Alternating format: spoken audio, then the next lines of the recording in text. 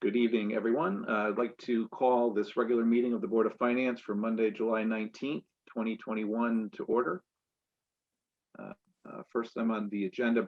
Actually, prior to going to the agenda, before I forget, would like to ask if the agenda could be shifted so that item number 4.1, Standing Building Committee minutes and our correspondence with Dave DeMaio on the call in the meeting could be shifted to number 1, and then we'll continue with the rest of the agenda. Do I have a second? Second. Thank you. All in favor? Aye. Great, thank you. So first and foremost, item number 4.1 under correspondence, Standing Building Committee minutes. David, thank you as always for being a part of our meeting. Pleasure. As I bring them up, does anybody have any initial questions for David and the or any concerns or questions on standing building? I do. Yes, Ken, please. Yeah, I'd like to jump all over the place, starting with item 15 on enforcing compliance by contractors. And it seems like the Standing Building Committee, and I'm very grateful they're doing this, is moving to amend certain procedures so that they're considering, as they say in item 14, the discussion and review of a project commissioning on future projects. And that certainly would be helpful. And item 15, the question of enforcing compliance. And I wondered if David could give us an update on those two issues which link together, of holding vendors a little more accountable for completion dates, and also the implications of bringing on a commissioning source to evaluate what's happening in these projects. I'm reminded of that because I see that throughout the minutes, there are references made to possible delays in one project or another. And I'd like it to get his comments on it as to how this is affecting the committee and what progress they're making in this direction. Sure, I'd be happy to address that. So item 14, commissioning. This is the first time that we've had any discussion about commissioning. And I believe it was a fallout from some HVAC issues that reared their head back in May, when we had a very unpredictable hot and humid spell. And some of the schools, I think, actually were dismissed early because of lack of proper HVAC and ventilation. And what had happened in at least one of those cases is the systems the projects were actually brought to like say 95% completion over the cooler shoulder months of the year. And the cooling and ventilation side couldn't be tested because the ambient temperature outside wasn't adequate. And we got caught with this early hot spell. So the systems weren't really online or tested properly. And we just feel that, and this was Cliff had brought this to our attention, that he thought that we should start having some kind of a commissioning process, a third-party inspection process on some of these more complex projects that the town does. And it's not unlike what happens in the, I'll say, private world. We're subject to what we call a statement of special inspections, which a third party comes in and actually confirms that the contractor is building to the design, and that the design is adequate to meet the needs of the facility. It's just a third party check, and those don't exist now in the bid documents and the request for proposals or bids that we put out as a town. So it's something that'll have to be built into the budgets. And in the grand scheme of things, it's not terribly expensive to hold the architect and the contractors accountable. So that's the goal behind that. And again, this item 14, it was the first initial discussion. There's more to be had on it, which you'll see in upcoming meeting minutes. So that's the thought behind that, is just really getting a third party, unbiased, and it's owner paid for. It's not paid for by the contractor. It's not paid for by the design. So there's no, fox watching the hen house concept, so to speak. So that's the goal behind that.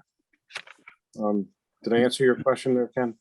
Well, for the most part you did, but I'm looking over to item 15. Okay. Is the enforcing compliance.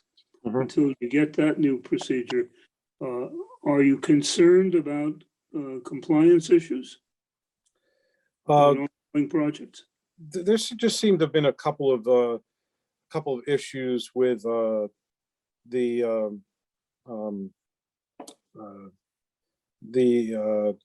JCI issues that we've kind of chatted with you folks about in the past.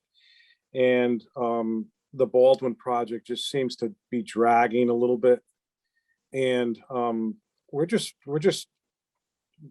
trying to kind of head off potential problems. I'm not sure there's something that we could do as a committee. We're going to engage town council as we get a few more thoughts together on this.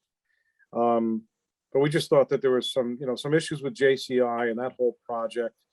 And the Baldwin project, again, just seems to be dragging to the end, trying to get it to the finish line. And it just seems like the contractor has lost a little of their steam on the project.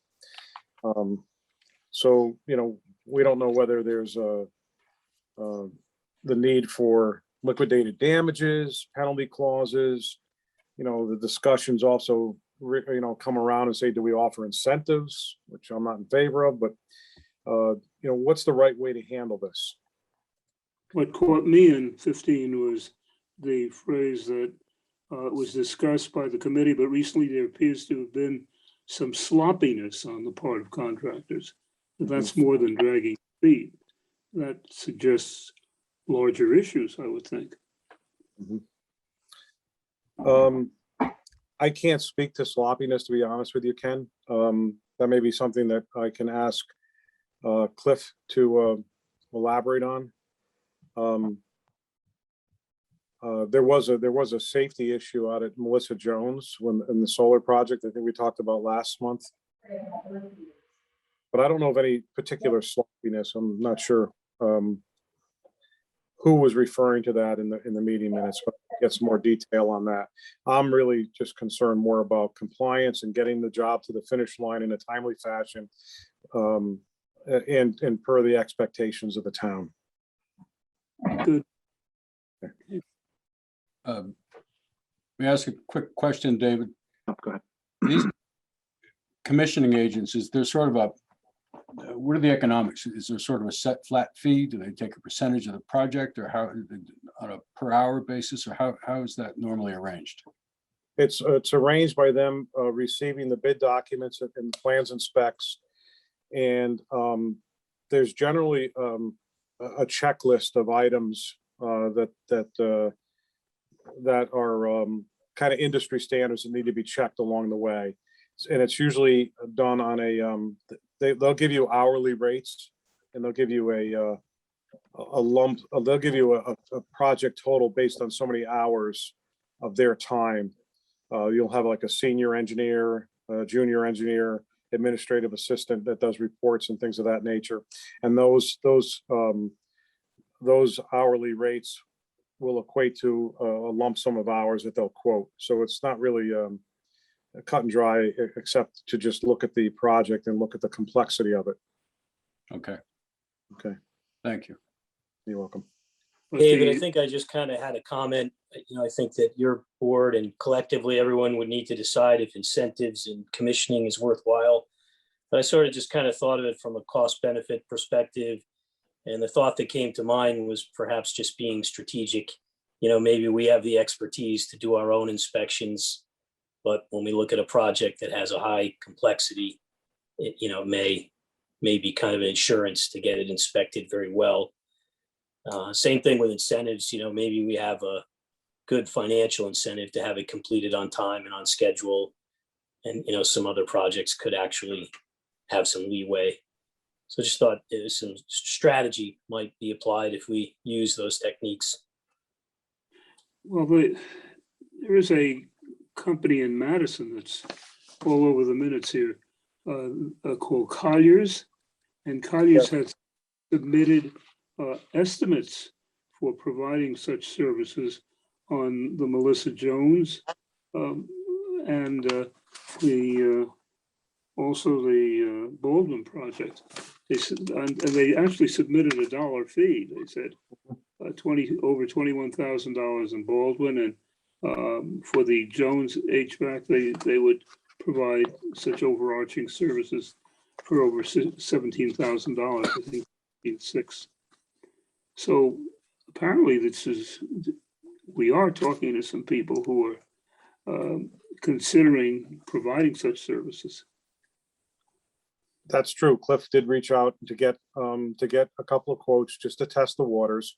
We asked Cliff to go back and get at least one additional competitive number on those two projects to make sure that the Colliers was competitive. Mm-hmm. Cliff has reason to believe that he'd like to have those two projects looked at by a third party. Okay, thank you. You're welcome. David, if I could, I've got a question. It's actually regarding item number 5 and item number 6. Maybe it's not a question, it's more of a comment or observation. The Cox Elementary School HVAC upgrade project appears that it could be delayed, and that's because of equipment. And I'm making an assumption that the equipment delay is based on the fact that the long lead time items of getting equipment is very difficult right now, as we know. Materials and equipment, some lead times are out weeks, if not months. But then I notice on the Lakes HVAC that Action Air, who was selected, provided a submittal and the equipment is on order. Do you know the reason why?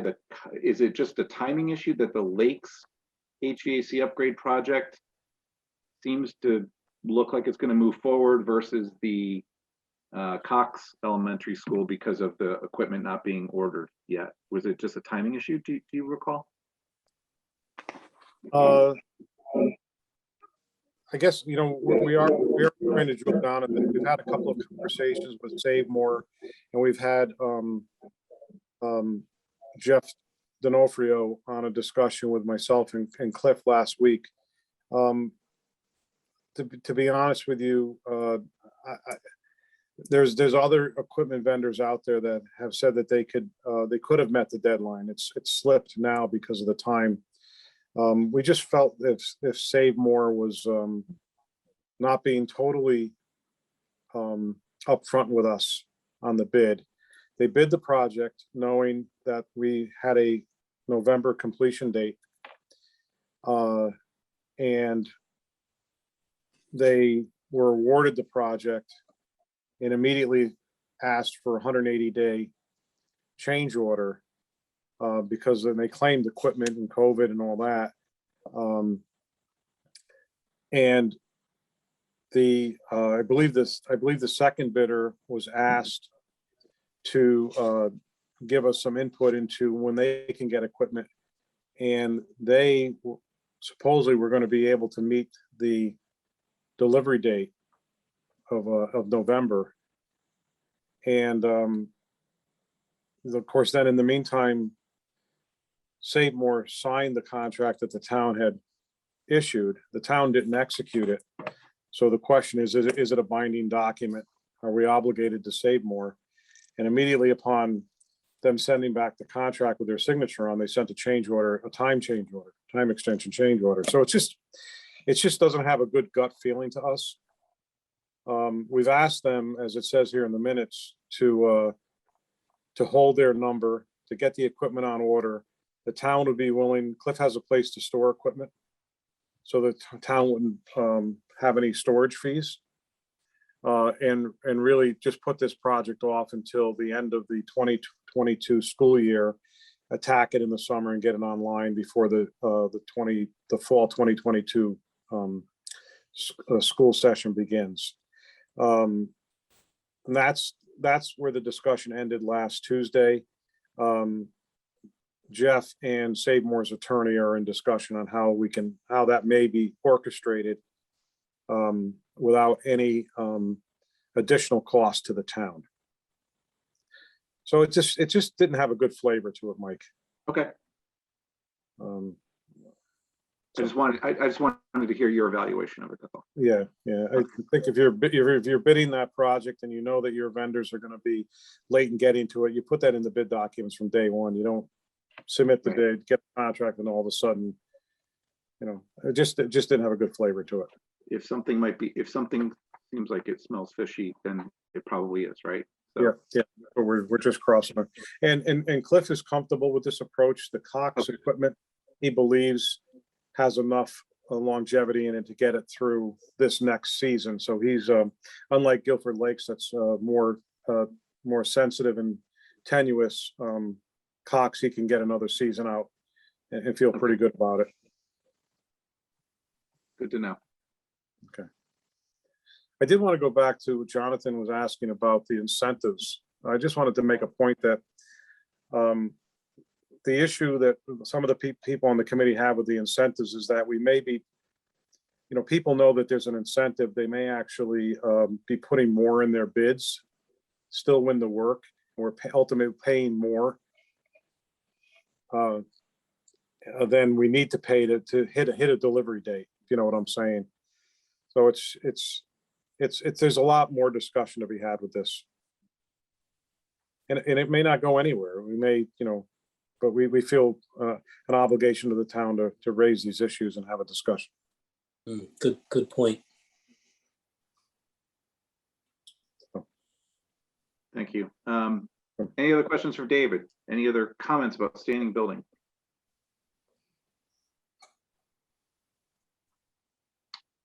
Okay. I believe we're all set. David, thank you very, very much. Pleasure. Thank you for moving me up on the agenda. I appreciate it. Not a problem. And Right, have a good night. Thanks for joining. Have a good evening, everyone. Take care. Bye-bye. Bye. Okay, moving on, we'll go to item number 1, public forum. Anybody wishing to address the board in public forum? Seeing none, we shall move on to item number 2. It is overview of municipal debt issuance. Town of Guilford. Bill Lindsay from Munistat Services is our guest this evening. Bill, welcome. I believe your screen is about to be shared or can be shared upon your request. And at this point, I'm going to hand the floor over to you. I know that this was one of the topics that we wanted to review as a board to get a better understanding collectively. So thank you for taking your time out this evening. Thank you for having me. And let's see if I can do that. Here we go.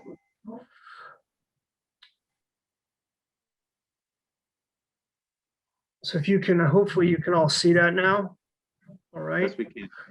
Excellent. So really what I was asked to do tonight was to just give you an overview of municipal bonds in general, municipal bond market, and then talk a little bit about the town and its credit rating and its debt position.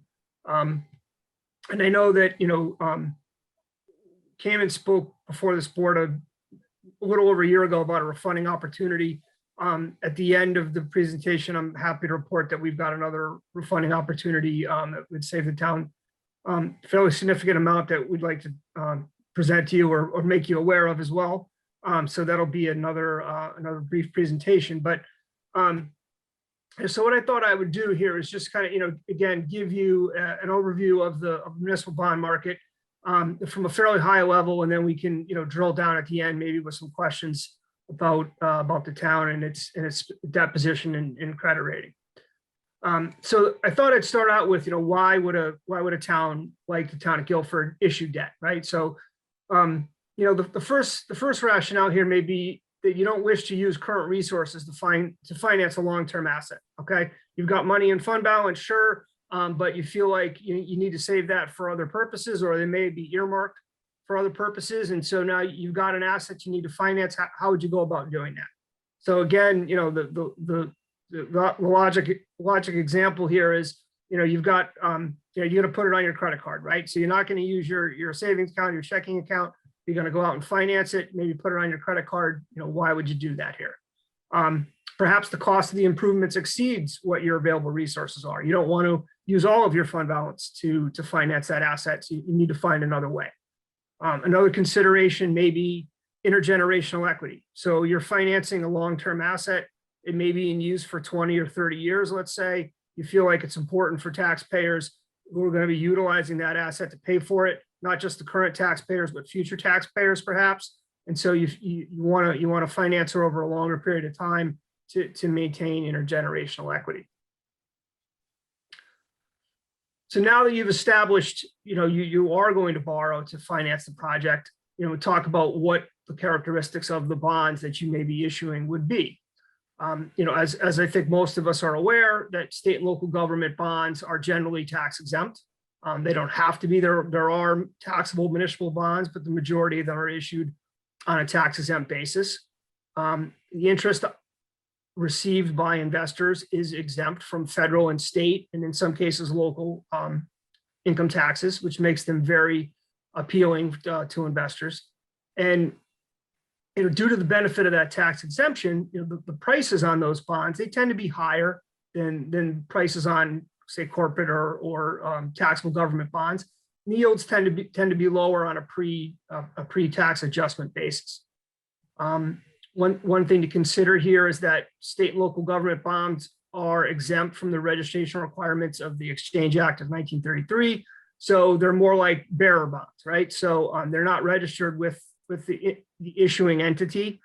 Basically, if you're owning them, you are considered the registered owner. So once upon a time, they would have coupons that you would actually clip off and take to the bank and hand them in to receive your payment. We don't have coupons anymore. It's all done electronically, but they are not registered securities. So now I'll talk a little bit about characteristics of the municipal bond market. So it's a fairly large and robust market, 3.9 trillion as of the end of June. It has an active secondary market. By that I mean, if you're owning a bond or you were the original purchaser of the bond and you need to liquidate your assets for whatever reason, there is a market that exists, that's an over-the-counter market where you can turn around and sell that bond to another investor. Generally, the types of investors will fall into two buckets: institutional type investors and then what we'll call retail investors. Institutional investors, examples of institutional investors would be money market funds, mutual funds, bond insurance companies historically, and then banks. Retail investors, who make up the largest segment of the owners of municipal bonds, would be individuals. So we refer to as mom and pop, people buying the bonds for their perhaps a retirement account. Sometimes bank trust departments who may have investing for a family trust, as a few examples. But the retail investors, and I have a graph that will show this in a moment, are the largest segment of the market, roughly 2/3 of the market, and that's either through direct holdings or through ownership through a fund or perhaps now an ETF. And one of the other real attractive aspects of municipal bonds is the perception of their safety, right? So they carry a low default rate, and simply the idea is that the town of Guilford's not going out of business. It's not going to close up shop and go someplace else. It's going to be here in perpetuity, and therefore going to continue to want to pay its debt. And investors appreciate that and are willing to pay up to get that security. So this chart here just demonstrates who the holders of municipal bonds are, and this was from the Federal Reserve as of about a month ago. So on the right-hand side of the pie chart, that blue color would be households. So again, mom and pop owners of bonds, just under half of the market. And then in the bottom, the red represents mutual funds. So the sum of those two would be roughly 2/3 of the market. Some of the other owners or investors that we talked about here, in green, insurance companies represents about 12% of the market. Banks and dealers, another 12%, make up the lion's share of the investors.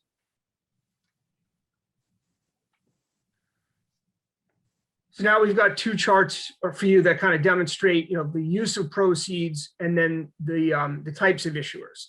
So here first, year to date, we're at about 223 billion of bonds issued through the end of June.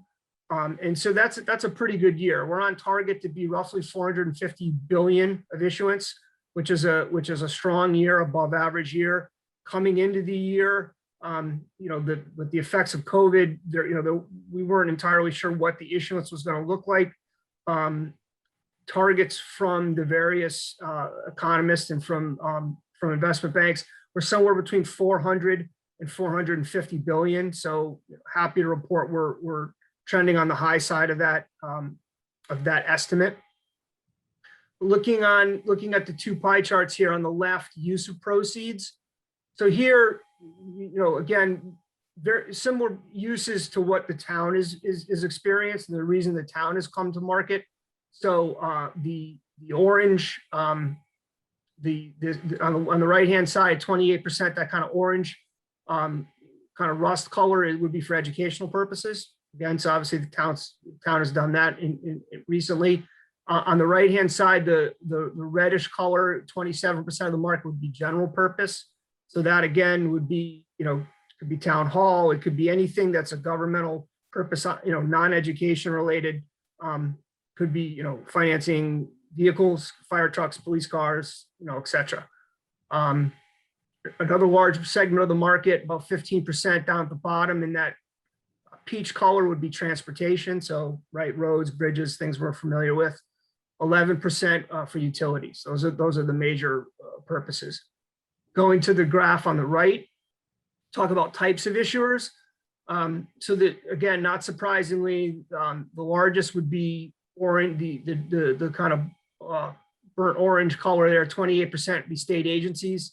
Again, some of these descriptions are a little bit vague, and in the case of Connecticut, where we really only have state government and then local government, do not necessarily apply to our experience. But again, here state agencies could be the MTA in New York, right, or the MBTA in Boston, for example.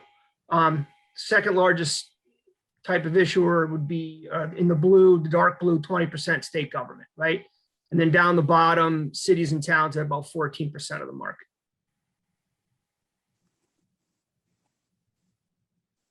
So now we'll just talk a little bit about the security behind the bonds, the revenue stream that you're pledging when you issue the bonds and how you're going to repay them. So generally, there's two types of bonds. There's a general obligation bond, which the town is most familiar with, and then there's a revenue type bond. So I'll just take a moment to talk about the difference between the two.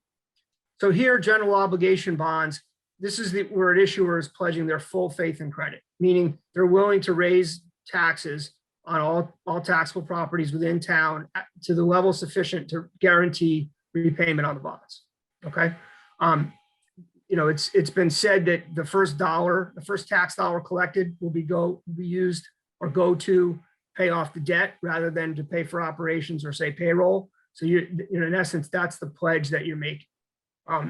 General obligation bonds are not secured by a mortgage on any particular property. So if an issuer was to default, bondholders would have to go to court and compel the issuer to raise taxes, right? General taxes sufficient to repay that debt. General obligation bonds are considered the most secure of revenue pledges, and as a result, they generally carry the highest bond rating and then correspondingly the highest bond prices.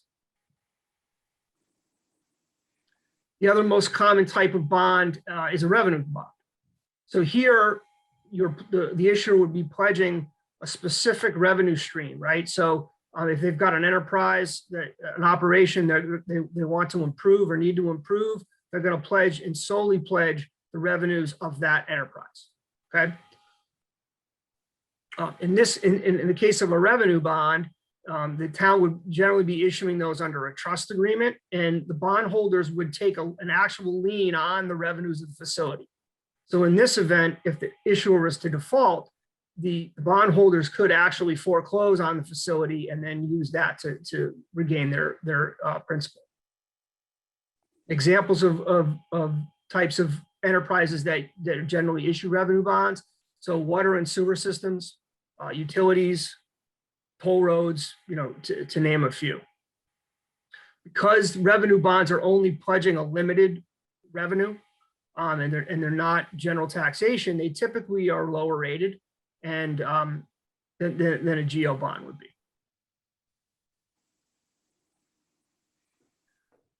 So now I'll take a minute to talk about the types of securities that an issuer may issue in the municipal bond market. So in general terms, there's two types: long-term and a short-term instrument.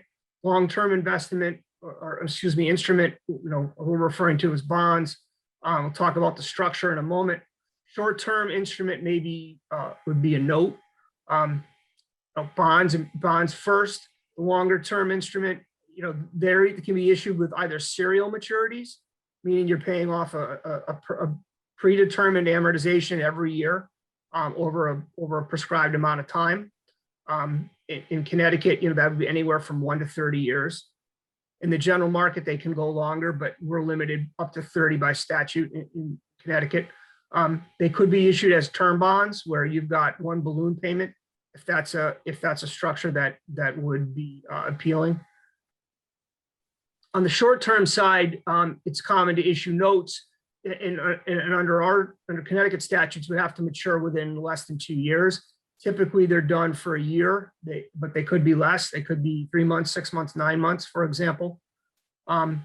Those notes may be renewed annually for up to 10 years after the initial issuance date under statute. And the notes are generally issued in advance of some future revenue. So in the town's experience, it's been bond anticipation notes. We're issuing short-term notes to cover current expenses with the idea that they'll be permanently financed by bonds. But in some instances, they may be grant anticipation notes, where the expectation is to retire the notes at maturity from grant funds, or even tax anticipation notes, where you're saying, I'm going to retire the notes at maturity from tax receipts. So who are the players in a typical municipal bond issuance? So obviously the issuer, in your case, the town. The town would typically hire a municipal advisor. So someone like my firm, presumably or preferably someone who's registered with both the MSRB and the SEC as a municipal advisor. We'll talk about the roles of a municipal advisor in a moment. The town would hire a bond counsel, and the purpose of the bond counsel is to represent the issuer and determine or to provide an opinion that, one, that the interest on the bonds will remain tax exempt, and then two, and that the bonds were duly authorized under local and state guidelines. The next party would be an underwriter. So in essence, they'd be the purchaser of the bonds directly from the town, and they in turn act as a wholesaler and turn and sell them to the investor. Oftentimes, the underwriter will hire their own counsel. So underwriters counsel, sometimes they're referred to as disclosure counsel if they're preparing the prospectus. Here, the counsel represents the interest of the underwriter, whereas bond counsel would represent the interest of the issuer. Obviously, the investor, and then some other players in the transaction, paying agent or a trustee. This is the person who, again, I said, the bonds are not registered securities. So you're paying the money to a bank who's acting as a paying agent, who's going through a wholesaler and making sure that the ultimate investor receives their money. Credit rating agencies, which we'll talk about a little bit in a moment. And then credit enhancers. So here, an example would be like a bond insurer, municipal bond insurer. Sometimes if we're issuing on the short-term side, if we were issuing variable rate debt or floating rate debt, there may be a standby liquidity facility or a line of credit, which would serve as a credit enhancer. Given the town's high credit rating and the fact that it generally issues general obligation debt. It hasn't had to use credit enhancers, but they are a small segment of the market still. So now we'll talk about the process, how we go about issuing a bond. So the first thing would be is for the issuer to identify a need, right? So you have your capital plan. You've established that you need to build a new school or pave a road, right? You put it into the queue and you line up when you're going to be doing that. You would obtain a legislative approval, right? So whether it's in your case, it ultimately goes to it has to go through the two boards and then ultimately right to the voters, so the taxpayers. Not the case in every jurisdiction.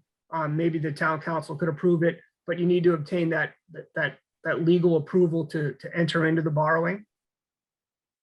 And then you start compiling the members of the financing team that we just talked about. So here, with the help of your financial advisor, you would determine the size of the bond.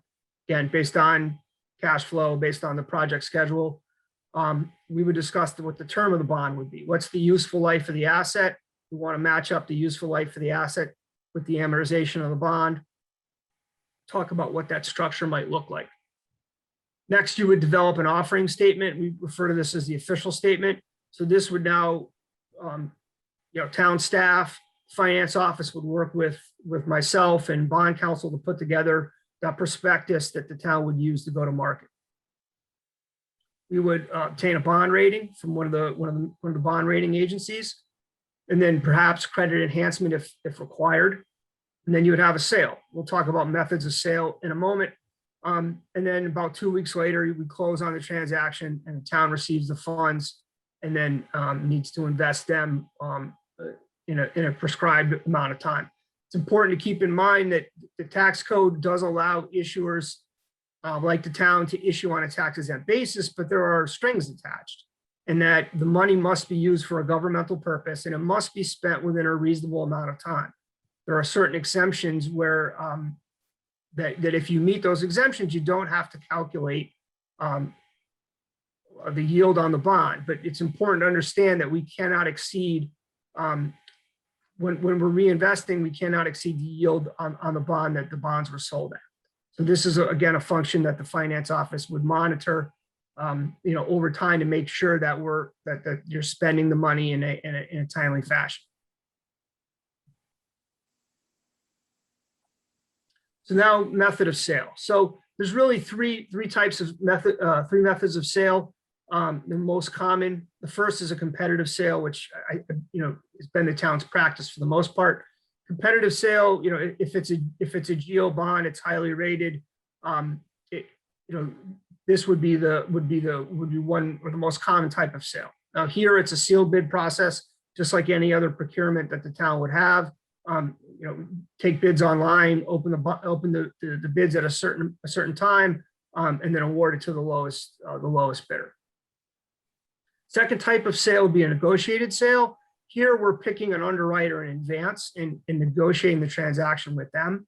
This type of sale is used for, say, larger types of transactions, larger sales. In the state of Connecticut, for example, they're selling $1 billion. They likely do it through a negotiated sale. For complex transactions or transactions that are time sensitive, you tend to see those more come as negotiated sales. They provide a little more flexibility in determining of when we actually come to the market, and if the structure is such that it's still fluid, still hasn't been decided, or maybe market sensitive, it tends to lend itself better to a negotiated sale.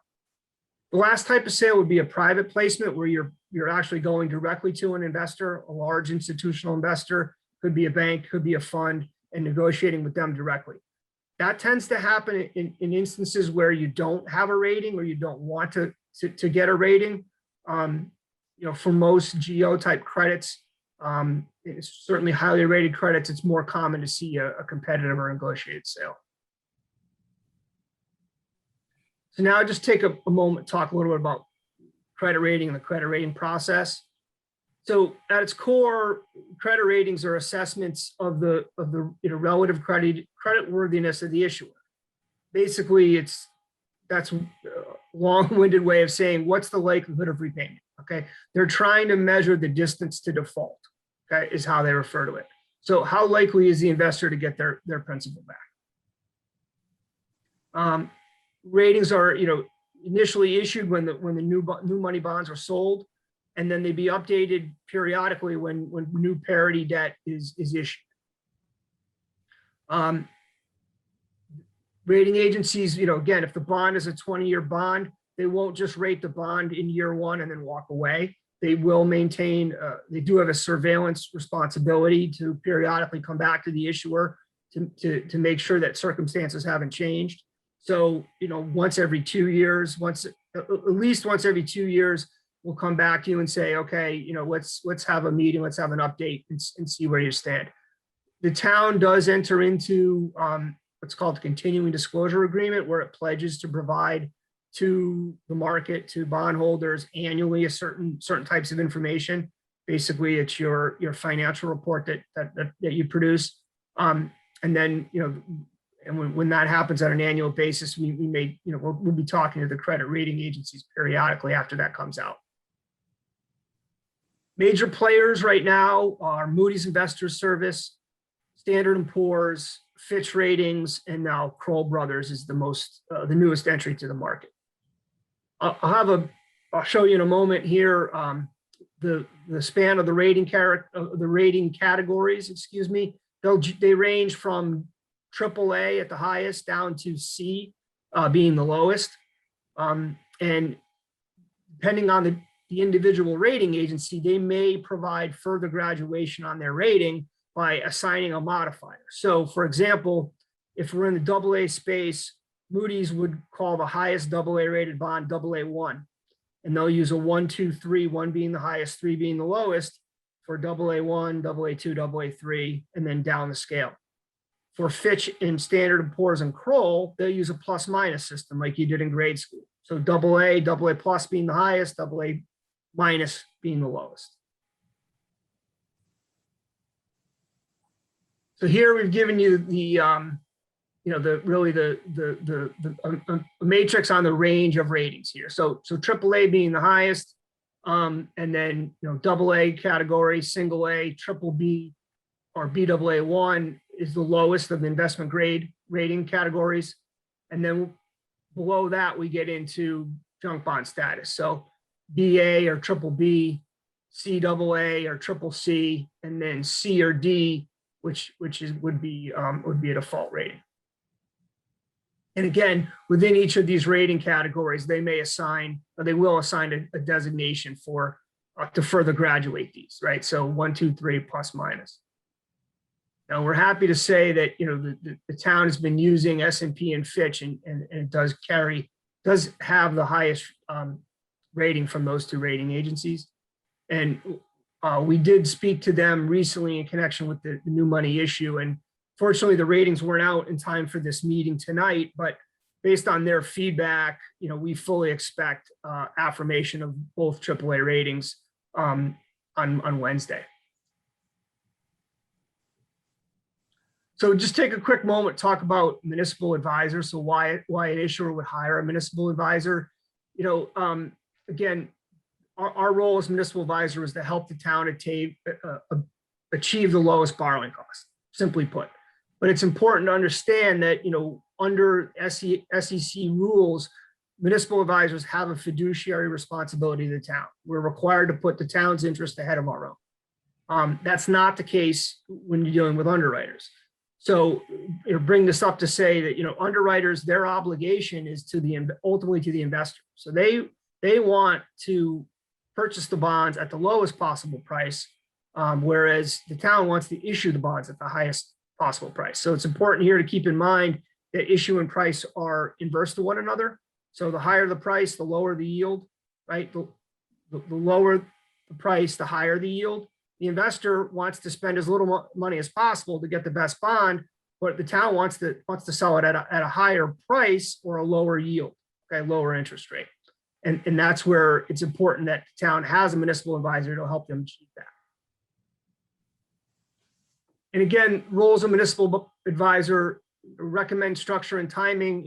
Again, we're working with the finance office in determining that structure, preparing the official statement, preparing the rating presentations. And then when we get to the sale, if it's a competitive sale, we're evaluating the bids. If it's a negotiated sale, we're evaluating where the market is and where we think the proper pricing is, and then making sure that the underwriter is coming in, within that range. We're frequently evaluating refunding opportunities, which we can talk about in a little bit. And then we often assist in developing, financial policies, or in developing a financing plan, like your capital improvement plan. So that's what, that was the presentation I had put together. So I expect there may be some questions. So I think this would be a good time to, maybe to open up to questions. Yeah, I think that's a good idea. Does anybody on the board have any questions for Bill? I think you alluded to it earlier, Bill, about how this all applies to Guilford. Where do we stand in terms of our comparables, in terms of level of debt service? Right. Who do we look at?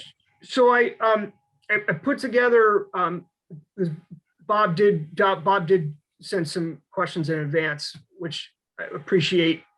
So it allowed me to put together what you're looking at now. And so, here, I think the important thing, there's two important takeaways here. One, that the debt levels play a smaller role than you might otherwise think. It's a little counterintuitive because we go to the rating agencies when we're issuing debt, right? And so we think of it as a debt rating. But in fact, both Moody's and Standard & Poor's, under their current rating methodology, they both refer to as a scorecard. They assign a weighting of only 10% to debt. And so, which is low in comparison to, say, finances, which is 30% of the weighting, or the local economy and grand list, which is also 30% of the rating. So it's a relatively small proportion of the rating.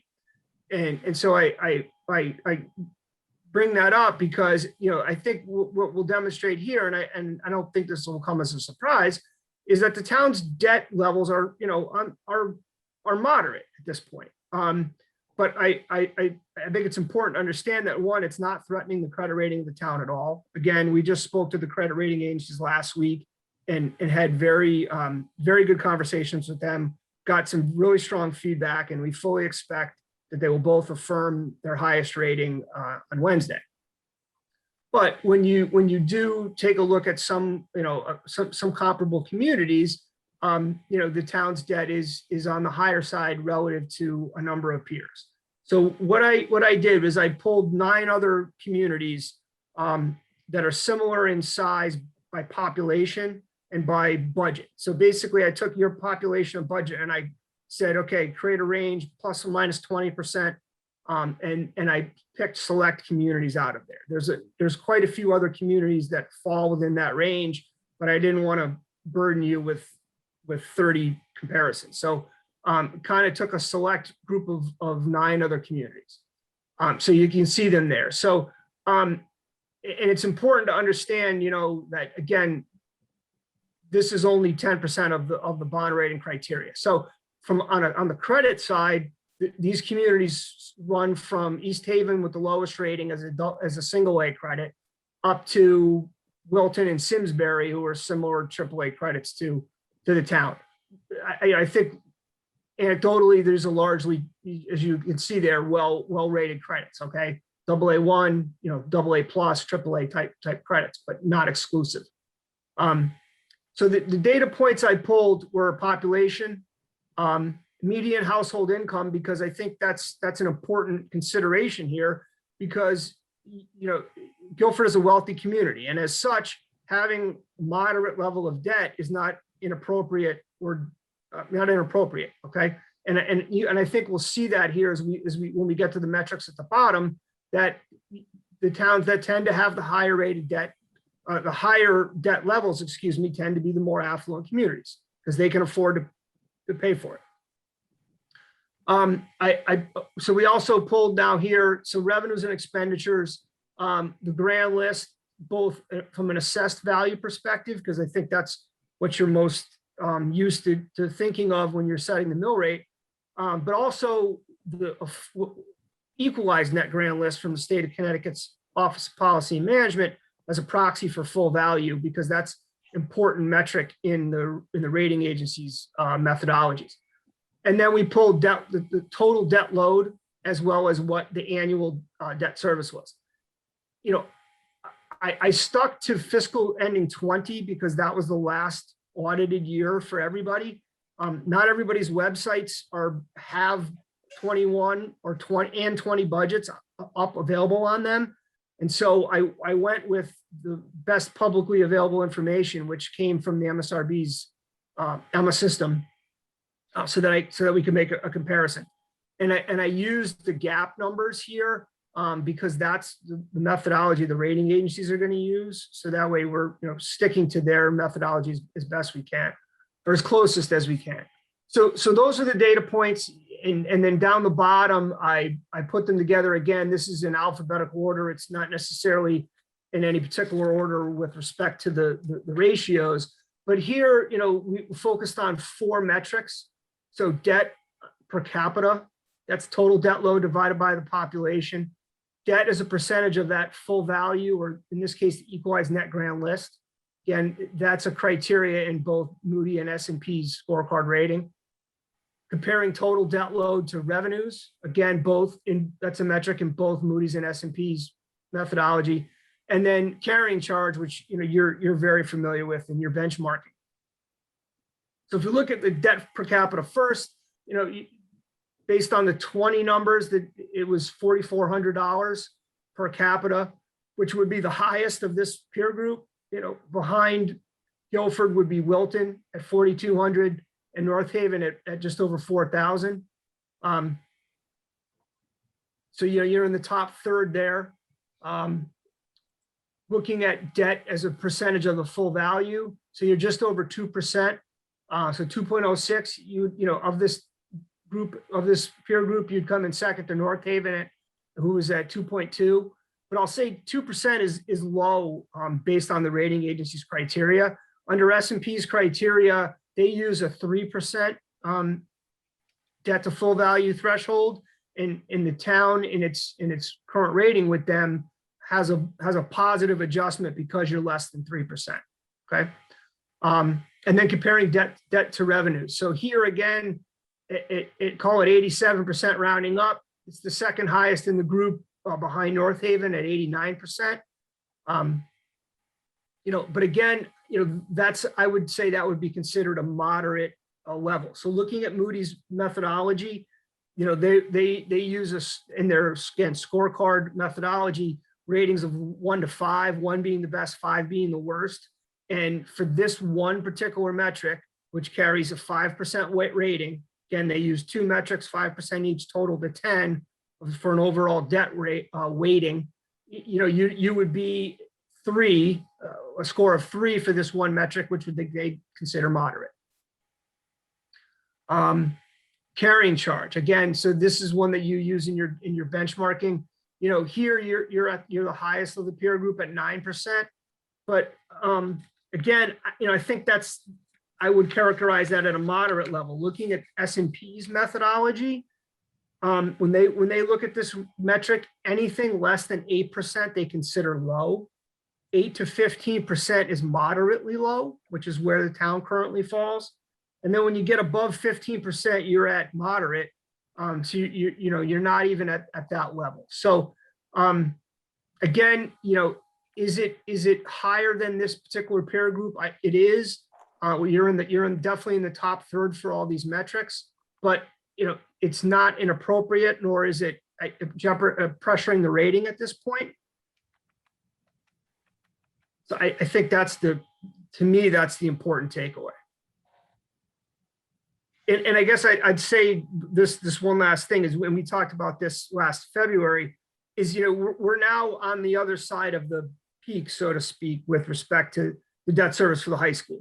So now you're now on the, you're in a declining debt profile now, where you had been in a rising debt profile as we were phasing in the debt. And so, you're paying down about 7 million in principal a year. And if we continue at a borrowing pace of 3 to 5 million, your debt position is going to continue to fall annually. So, that was one of the positive factors that the rating agencies cited to us last week.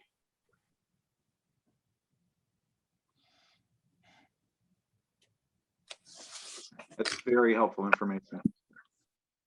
So in 25 years, we could be debt free. Long as we don't put anything else on there. Right. If, Mr. Chairman, for a moment, if you would, last week I had the pleasure of participating in the ratings calls with Bill and Mary Jane, and I just want to pass along to you and the entire board my congratulations to both Bill and to Mary Jane for the professionalism of the presentation that they brought me into and allowed me to be a mouthpiece for a couple of pages. But nonetheless, something rare happened, at least in my experience.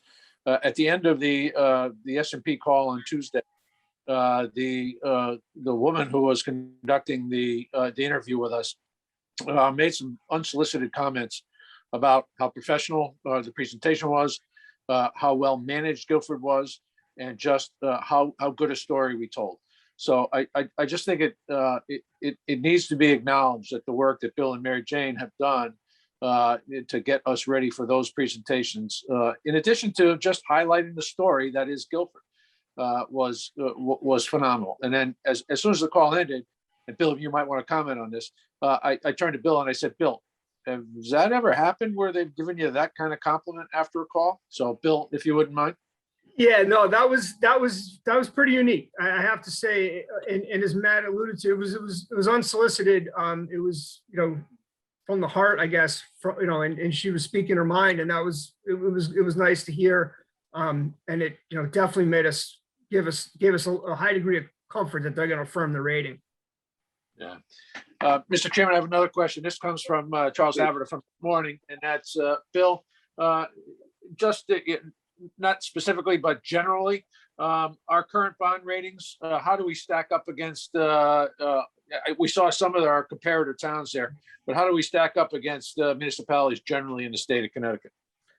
Yeah, I mean, there's 162 like municipalities, right, in the state. And, and there's there's 20 odd AAA rated credits. So, it's pretty, the median rating is AA2, or AA from S&P. So, you're in pretty good company. Excellent. Yeah. Again, Mr. Chairman, I'm sorry to hog this time, but some of these questions came up at the Board of Selectmen meeting this morning. Bill, there was another interesting aspect to the presentations, and that was that the rating agencies are now starting to look at climate change and environmental sustainability. Would you talk to that for a minute? Sure. So, that's obviously, if you read the Wall Street Journal, right, that's becoming a bigger piece of the overall, investment landscape. And it's definitely affecting municipal bonds as well. And so, they've started to really focus in two areas here. One being, climate change or coastal resiliency, and then the other piece is cybersecurity. But on the coastal resiliency piece, I think that the town is very well positioned, very much ahead of its peers, certainly nationally, but also within the state. Where you can identify a coastal resiliency plan. You've got joint projects along critical roadways that are adjacent to the sound, where you're doing studies to address. And you've even, in fact, had completed projects, and I think it was 3, Matt, if I'm not mistaken, of roads who you've actually raised the elevation already on. And so, they were very interested in that because, and the feedback they gave us was that you're generally You're very much ahead of the curve in this area. Thanks, Bill. And I also want to thank the Board of Finance, because at current, we have a reserve account for coastal resilience in the amount of $725,000 for some upcoming projects, which may preclude having to go back to the bond market for it. Bill, one other question, and again, I might have been asleep while you were talking, but premiums always seems to be something that show up every once in a while and that can offset incremental costs. Are we looking at any premiums with this issuance or with the potential refunding? Yeah, thank you.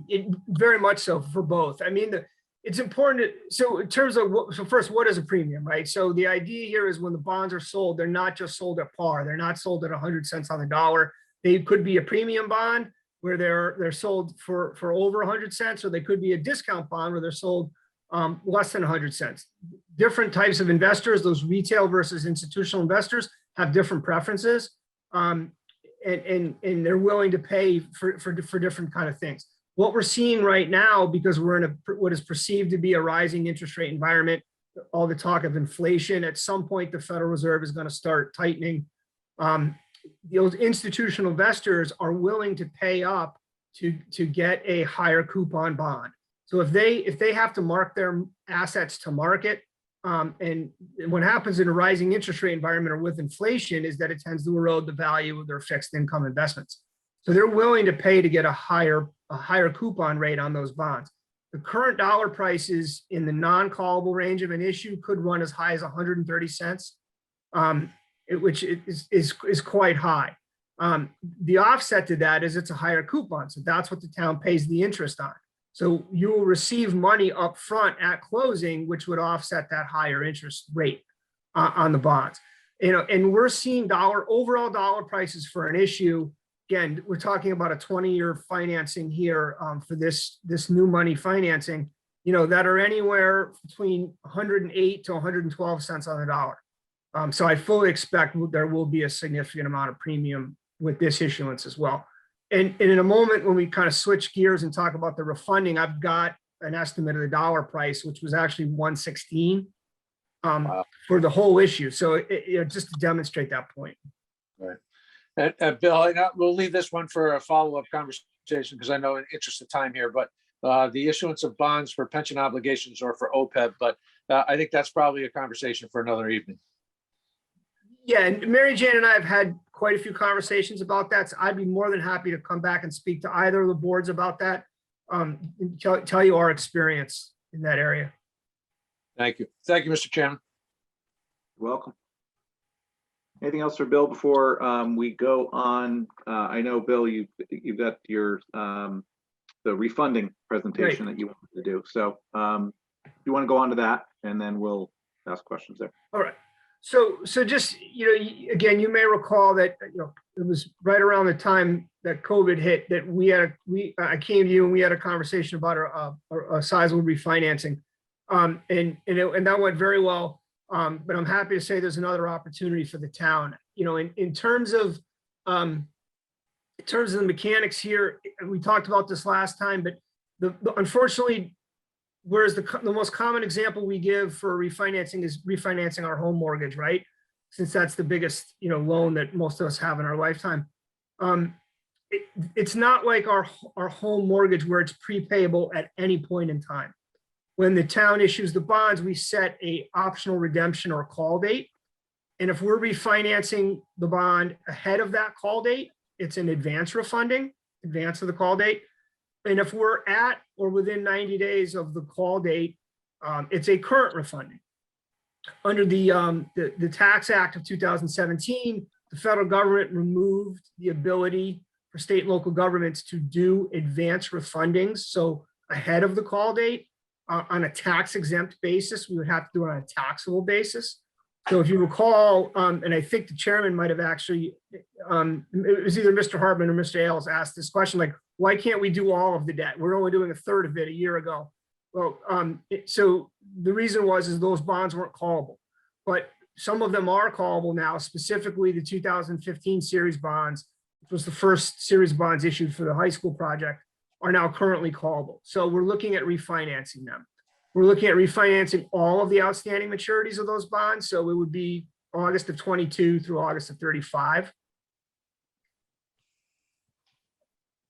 And what I wanted to just show you here before we get into the economics of it is just to kind of demonstrate, why this is such a strong transaction now versus, where we were at this point or a little over a year ago when we last spoke. So February of 2020, right before the markets had a disruption for COVID, you could see where we were in the blue line, and it was, relatively flat on the short end with an increasing, yield curve out to 30 years.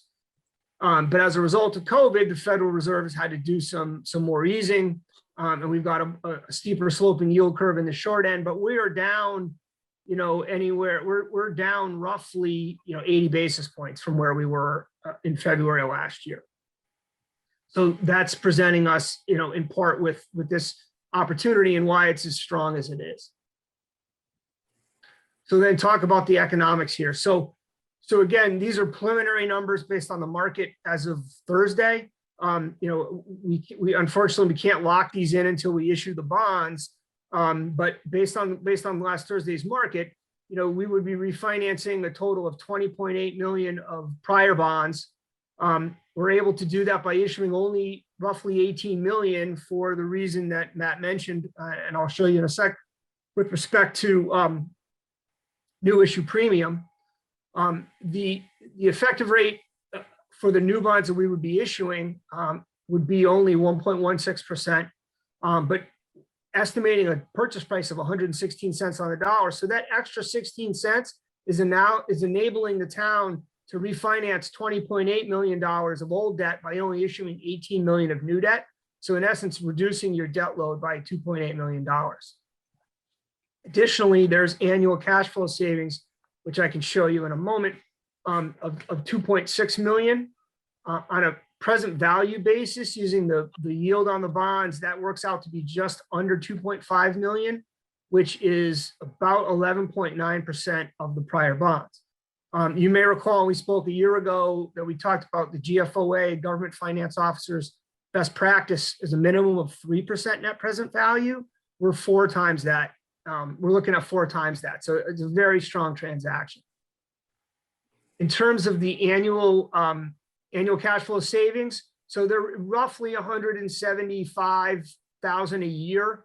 We're partway through the first year, so the savings isn't quite that much. But going forward out through August of 35, you're looking at about 175-ish thousand a year for a total of 2.6 million cash flow savings. Then in terms of what does that do to your debt profile? So here, this is existing general fund debt service, both the town and the Board of Ed. This is annual P&I. And you can see, we taking that down by 179,000 a year, what that would look like. So in terms of the next steps, you might recall when we spoke a year ago that the statute that controls refinancings is a little bit different, and it requires approval of the legislative body, which is in your case, the Board of Selectmen. So they would be the ones who would adopt the resolution. So it's different than a new money financing where you would come to this board first. We'd be the other way around. We go to the Board of Selectmen first and then come to the Board of Finance. Here, it's requiring the approval of the Board of Selectmen. And so we've had bond counsel prepare a resolution that will be presented at their next meeting, but we wanted to bring this to your attention and inform you of what the approach is and make sure that you didn't have any concerns or objections.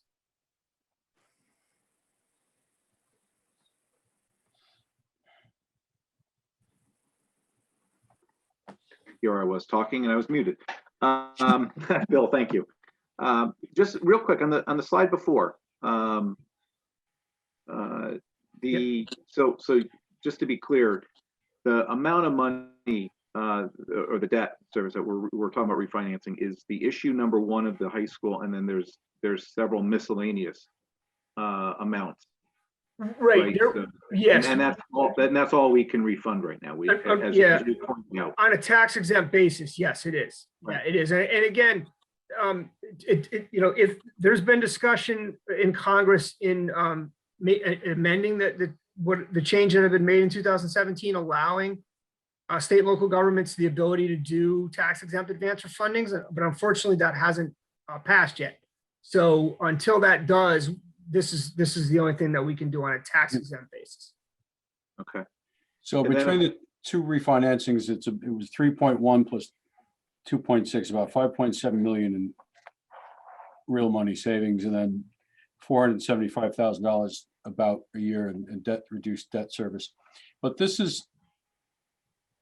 we'll have another opportunity the next 2 years, I think. Yeah, absolutely. That's right, Bob, because if you recall, for the high school project, you were in the market for 3 big issues annually, 15 through 17. So next year, there should be another opportunity for the 2016 series. Right. And then again, the following year for the 17 series. Again, unless Congress changes the tax code, and if they do, then which would be ideal, we could do them sooner. Right. Because if rates go up, as you say, then it's a moot point. Right. But this is certainly ringing the bell in the meantime. Absolutely. So Bill, I got a question. The $1.16 on the dollar, how do you kind of arrive at that calculation? Just based on the current interest rate environment for that type of bond at that Exactly rating? right. Yeah. So we were in the market. We had 3 bond sales last week. So one of which is for the city of Norwalk. So again, AAA rated credit. We just basically used that same scale that they just sold at and said, okay, if Guilford were to sell, same rates, then this is what the prices would be. Okay, I think I'm following you. Thank you. Excellent. Any other questions for Bill on either the refunding or the debt overview? And I'm assuming that these presentations will be part of our next minutes, just for record, right? That's more for Tracy than anything, but just having these presentations, I think, available would be helpful for anybody from the public who want to delve into it more. Okay. All right. Anything further? Bill, thank you very, very much. My pleasure. Thank you. And very much appreciate your time. And I'm sure if we have any questions, we'll reach out to you through Mary Jane. Excellent. Thank you, Bill. All right. Thank you. Have a good night. Okay. Thanks, Bill. Well done. All right. Tracy, bring do the stop sharing, I guess.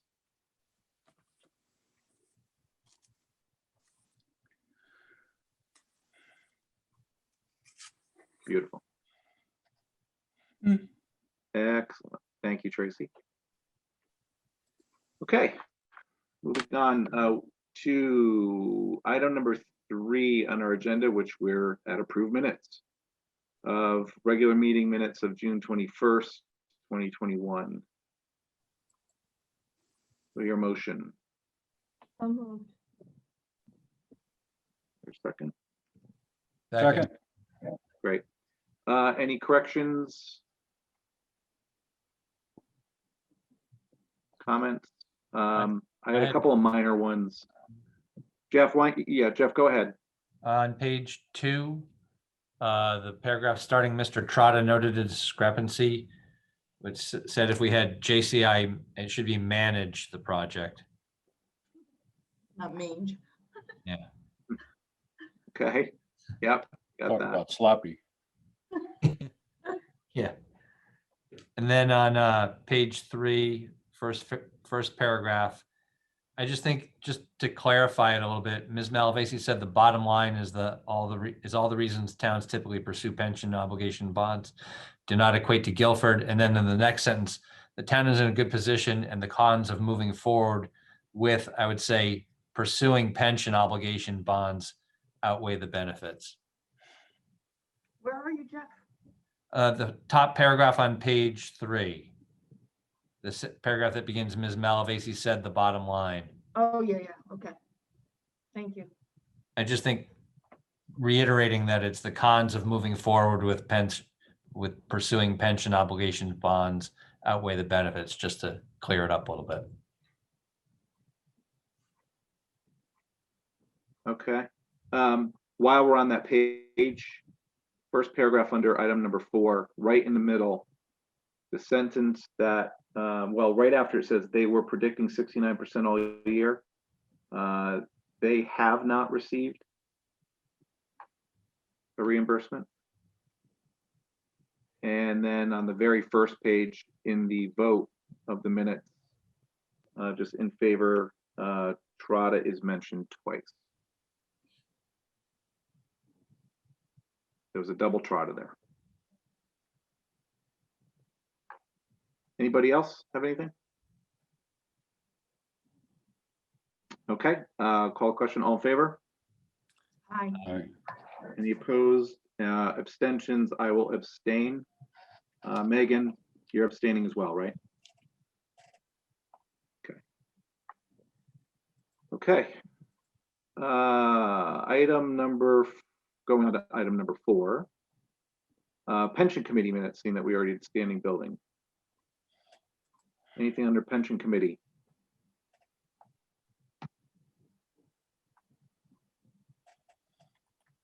Or the OPEB minutes, or the pension investment report? I attended the OPEB meeting. I guess I'm not on the minutes, but I don't know if that makes a difference to anybody. You should be on there. Yeah. If you were there. I was there.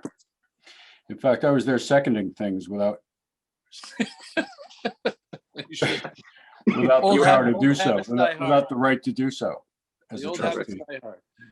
Us trustees just stand there. Except for Mary Jane. My only question was under the 2.3 appoint custodian. Again, I think I know the answer, but it says that until the merge is complete, the town of Guilford is unable to open a new account. And then later on it says the new OPEB fund will not be able to open until September, October 2021. That's not an issue, right? I mean, we've got the money ready to go. It's just we'll transfer the money as soon as it's open, right? But there's no issue that you see, right? Mary Jane, go ahead. Well, the only issue was that Wells Fargo, who we use, is transitioning a merge with Principal. Since that meeting, we have learned that the merger is going to take a little bit longer than they thought. So they are allowing us to open that account, and I've already started doing so. So as soon as that is done, we'll be transferring that money. Okay. Mary Jane or Bob, either one of you want to talk about the year-over-year difference from 67.5 million to what is it, 83 million? A pretty significant increase, almost $16 million. And at June 30th, that's when our actuary does the determination of that's the date they use for determining the contributions for the following fiscal year for 22-23, right? Yeah, a lot of that was a long time in coming. That was actually down to the small cap value shares that we were buying in previous years because they were cheap, and they just refused to come home. And this year they have. Last year and this year they have. Right. So we'll they were sound investments that just weren't picking up pace, and suddenly they have. So Right. I think I'm not on the committee. I just monitor, but I'm sure discussions will be taking place with FIA soon to see about rebalancing the portfolio. Agreed. I apologize for being less than clear, but I just think when Millman does their actuarial recommended contributions, we're in a significantly better place than we were a year ago. Yeah. True. Agreed. Thank you, Matt, for bringing that up. My pleasure. Anything else on pension? Okay, item number 5. Review and accept the report of expenditures for the Board of Education for June 2021. Finally, the Board of Education gets to get up. So Linda, Dr. Val Stracy, John Del Ventura is the reviewer for the month. And I believe I shall hand the floor over to you. Yes, thank you, Mr. Ailes. Hi, everyone. Financial reports were reviewed at last week's meeting in our operations and general meeting. The expenditures for the month of June were $7.7 million. Revenues for the month were $19,169. Employee benefits were higher than they were in June of 2020. Salaries, purchase services, tuition, supplies and materials, capital, transportation were all lower or approximate to the prior year of 2020. For warrants, as reviewed by the operations committee, they totaled $1.4 million.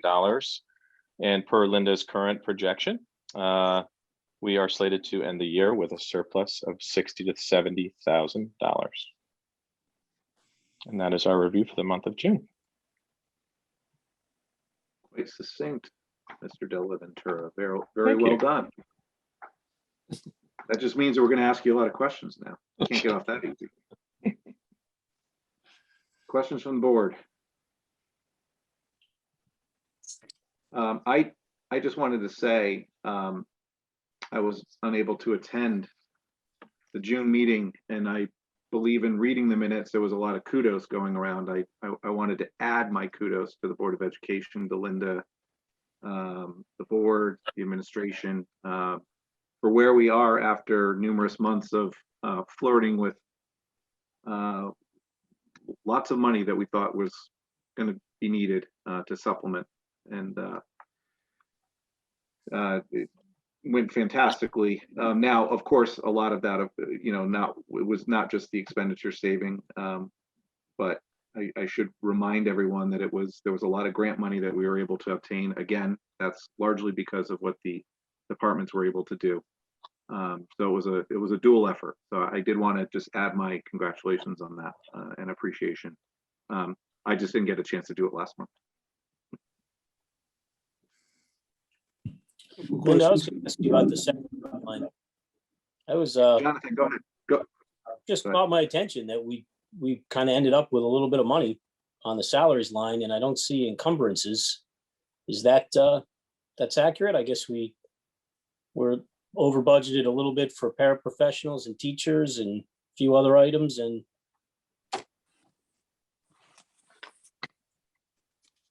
so for teachers, we did have some savings that we achieved through some retirements at the end of the year. We did have a number of teachers on leaves during the year, on unpaid leaves. So we did not pay a few teachers. Paraprofessionals, we actually were using less paraprofessionals because of the structure of the classrooms. We weren't using as many, and some of the paras were paid for by some of the grants. So we had moved some of those expenses over to other parts of other funding sources. There really isn't going to be any more salaries, so that is pretty much where we're going to end the year. There was just a small amount for salaries to add to this. I had a couple of questions. Ken, go ahead. I was actually looking at these spreadsheets, and I noticed that there was a surprising increase in costs of athletic supplies and materials. I just wondered about that. It was, I think, at 152% of budget.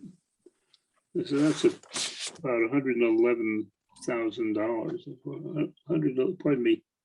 It was an appreciable increase, and I wondered what that was due to. And the same thing with instructional equipment. That was also considerably above last year, and about 13% above last year. And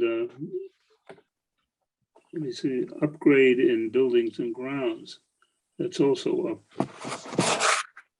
Why those categories were increased.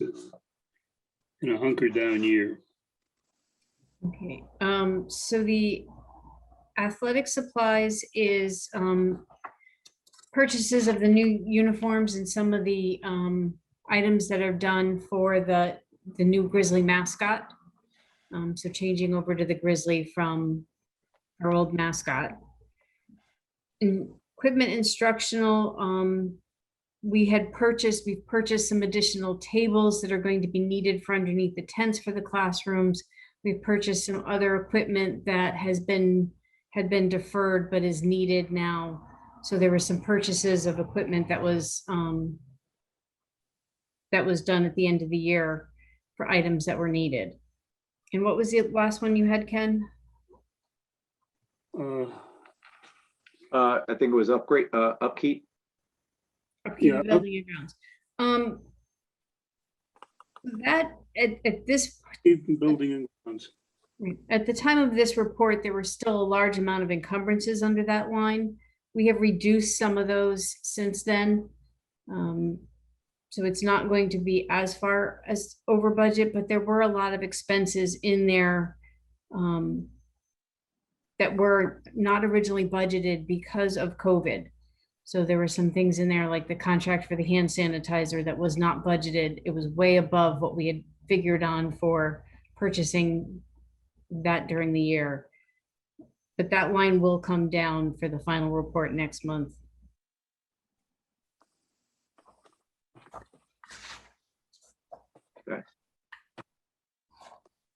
All right, I got two more. Go ahead. So electricity is just a comment. I keep waiting with bated breath if we're saving all this money on the performance contract. But it looks like there was a big credit for electricity, right? And that brought down the cost for electricity. I was just curious, looks like we saved your 448,000 under budget. Was that all due to the credit? The energy credit? There were reductions in the bills, but that was from a lot of the incentives and rebates that we got back from the electricity. Okay, so both, huh? Yes. That's like phenomenal news. But the one that kind of confused me a little and, also stood out to me is how did we save the money on the fuel for the busing so much? Or maybe it's just fuel in general. No, fuel under transportation, like significantly under budget for that as well. That will go up some. There are some other fuel charges that have not been reported as of this report. There was some billing from the town for fuel that we have not used. We had to pay out for approximately 23,000 gallons of unused diesel fuel under our contract for the buses, because we did not use all the fuel. So we had to pay $8,000 and change for unused diesel fuel. But we're still waiting for some billing for some other fuel, so that will go up a little bit more. Okay. That's Well, at somewhat least I'm looking at some historical, isn't positive items, we're under budget. Not as positive as I thought on the fuel though. it? The fuel billings, though, that's historical. That it always seems to run behind by a few couple months, doesn't it?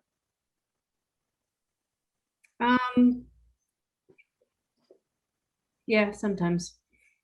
Sometimes. Is there an encumbrance needed there for? If I don't get the bills within the next week, I will put in an encumbrance for the remainder of the fuel. Gotcha. I'm hoping to get the invoices. Okay, those were the big ones for me. Are there comparable delayed invoices for the transportations? I know sometimes the bus company is a little delinquent in their submitting of the invoices. The regular bus company is done except for maybe some final miscellaneous runs, which would be under the other transportation line.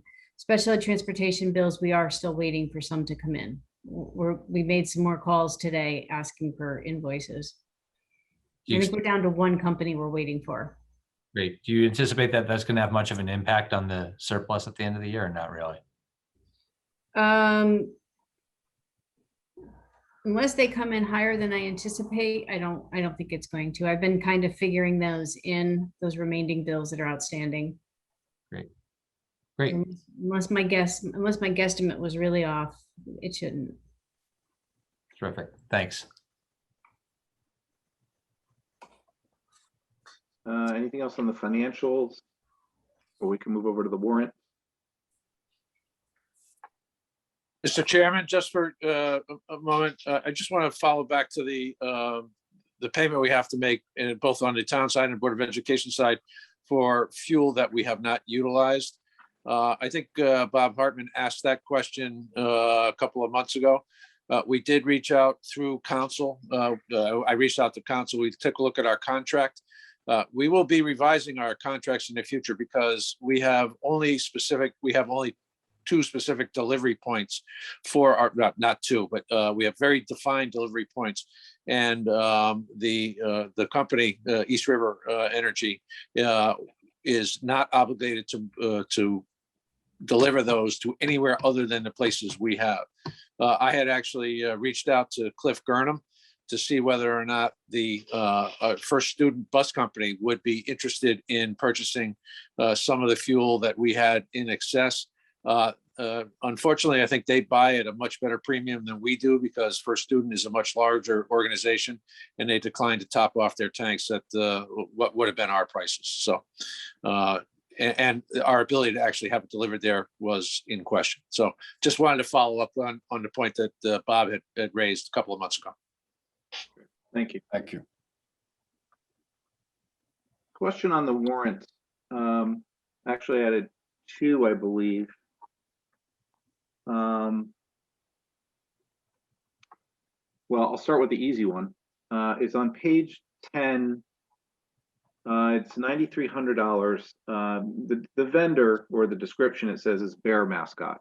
Now, of course, I know what that is, but I'm wondering what specifically the expense was for I think it was, it says here, Madewell mascots. What specifically was that for? Was it something uniform related?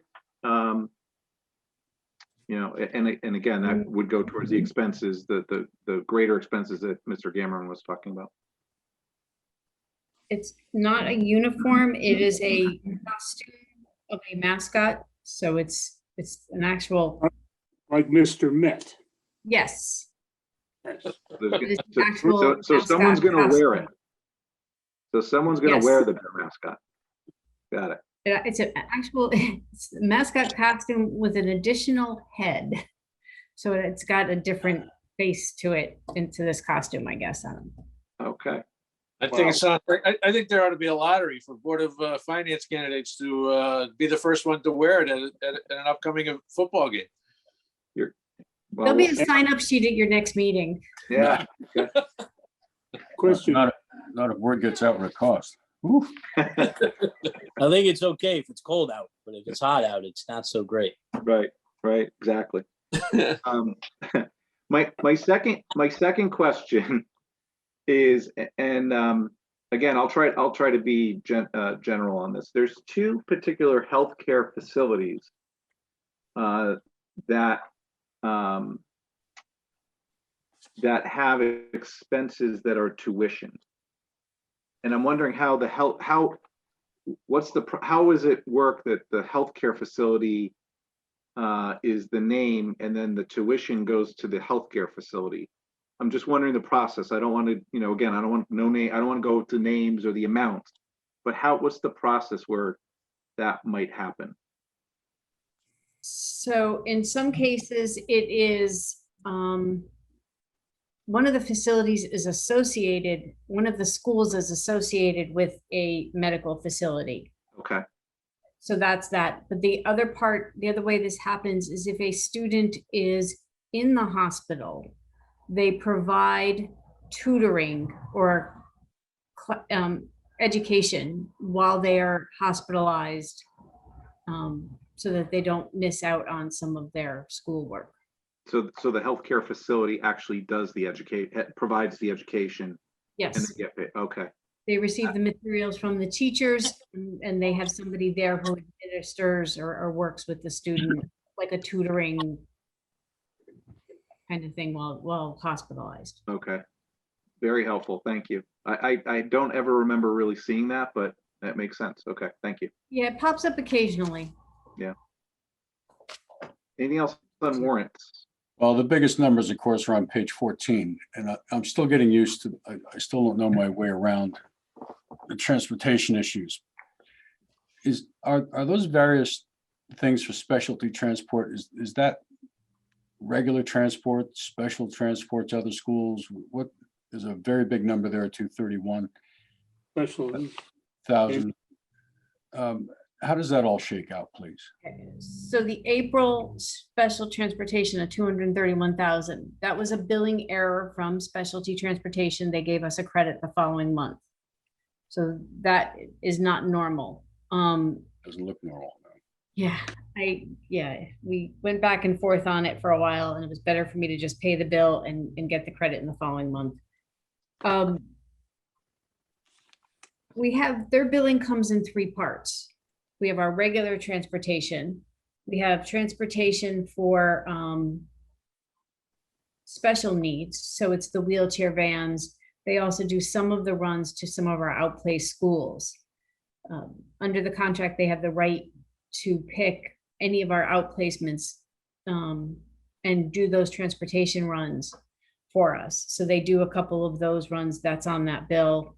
And then the third billing, they pulled out and was doing separate billing at a reduced rate for the Wednesdays or the distance learning days. So we had gotten a modified bill for the Wednesdays and any distance learning days that we had. So they bill us in 3 different parts. That's why sometimes you see so many invoices. Right. Okay.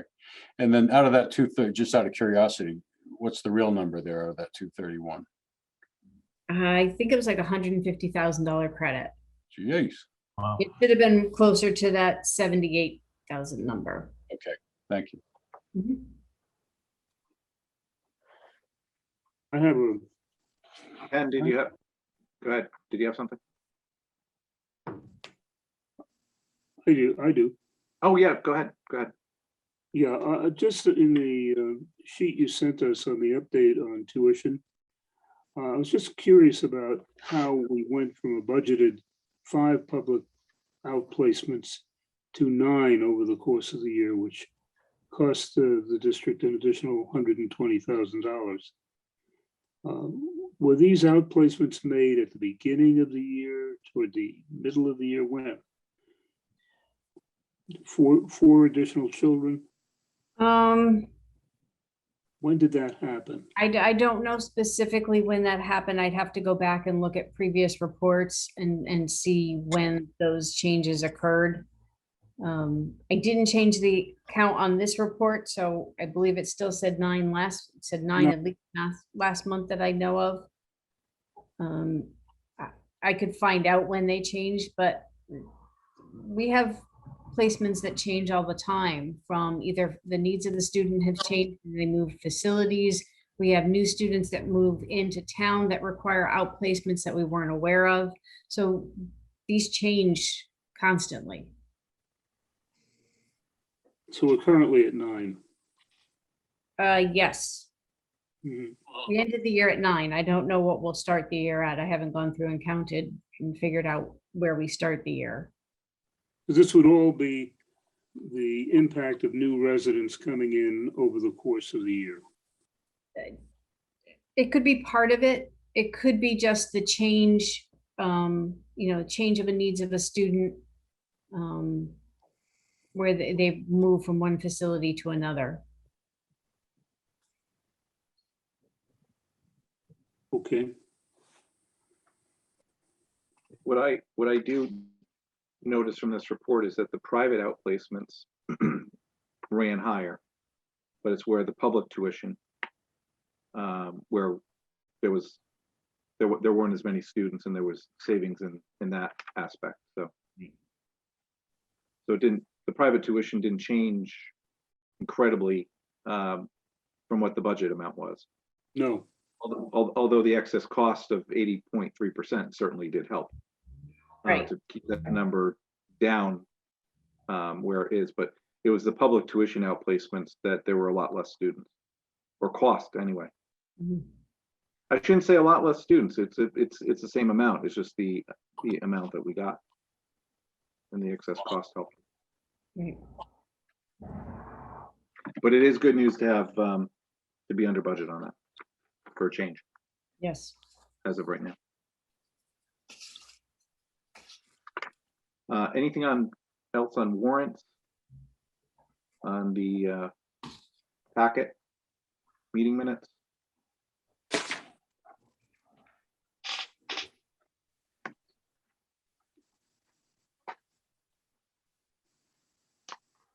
Okay. Fantastic. So I will entertain a motion to accept the report of expenditures of the Board of Education for the month of June 2021 in the amount of $7,703,182.42. So moved. Second. All in favor? Aye. Aye. Opposed? Abstentions, recusal? Excellent. Mr. Del Ventura, thank you. Dr. Belstracy, thank you. Thanks, everyone. Linda, thank you. Thank you. Item number 6, review and approve the report of expenditures for town government for June 2021. Mary Jane, Good evening. revenue, I'm assuming. Sure. Sure.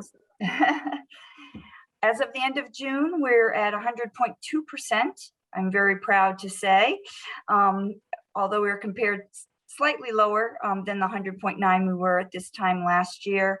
Many of our departments have brought in more than budgeted, thanks to items such as the booming real estate market, golfing being able to happen during COVID, the energy performance contract rebates, new construction in the building and land use areas, and various things such as that. So I'm happy to say we will not need to use any of the budgeted fund balance transfer in order to balance our revenues as of the end of 2021. Excellent. Excellent news. Any questions on revenue? Anyone has specifically? Could you comment on the drop in revenue in Park and Rec? The main drop in Park and Rec is due to the fact that they weren't able to rent out the community center. Have they seen an are they now starting to see that uptick? Yeah. Yes, and a little. Very, not a lot. Not a lot. Not yet. Not yet. I do notice driving by that the building, it's still, the parking lot is very barren. And hopefully come September, October, that will change. But of course, everything with the pandemic is changing as we speak. So One of the items that has really come back at the community center is the senior meals. You know, oh, I'm sorry, Matt, did I steal? Is that what you're gonna say? No, you're absolutely right. I was there last Friday to help serve meals, and there were probably 85 to 90 seniors there, which was a significant increase over what we've seen for the past 6 weeks when they reopen the lunches. But you're absolutely right. It's, the tide is starting to turn there. excellent. Thank So you. Mary Jane, how much additional revenue did we end up with here? I guess it's not really closed out till next month. No, it's not closed off yet. Although we don't see too much more on the revenue side come in, you know, after the end of the year, in the same way that we have invoices that are still coming in on the expenditure side. But if you see from your report, we had a budget of 103,443, and we have we've brought in 240,000 more in revenue at this point. Okay. Which made up for, which, as you said, several categories made up for others that were well, one particular one that was I don't dismal. talk about that other one. The line item that shall remain nameless. Yeah. Anything else on revenue? Yeah, the uptick in youth and family services, does that imply that we're going to have to increase our staffing there? going Yes. forward? Yes, that decision has already been made based on the caseload. And I was going to plan to talk a little bit about that. We've increased, recently made an increase to move two full part-timers to full-time. One of them's a half grant funded position, but the caseload is as dictated, we do that. The anticipation is we'll use American Rescue Plan funds to cover the increased salary for the next 2 years while we evaluate the long-term effect of the pandemic on the youth in our community. So we expect this to be an increase over, at least over the short term, at least a couple of years. Well, we're anticipating, and we can use the American Rescue Plan funds for up to 2 years for COVID-related impacts. And this clearly is one of them. Right. Thank you. No, thank you for the question. You know, Matt, I saw something interesting about the American Rescue Plan. Apparently, a federal judge says that the states and municipalities can reduce taxes and that it was overreaching. So I don't know if they're going to appeal it, but he said it exceeds Congress's authority. Yeah, that could be tied up in the courts for quite some time, but the guidance still that we get from both our federal delegation, CCM, and the advisory committee CCM has put together is still not to use it to offset taxes. Now, the fact of the matter is, right now, there's no way we could do that for the current fiscal year because we've already sent out tax bills, et cetera. So while this thing works its way through the court, it could potentially be an item for discussion come December through next March. Do you know if they appealed? I don't know how long they have to appeal. I have not seen that case, Jonathan, nor I didn't see the original decision on that. Do you happen to know what jurisdiction that was in? It's a federal judge, District Court of the Southern District of Ohio. So it's a federal ruling unless it's appealed, right? Oh, it will be appealed.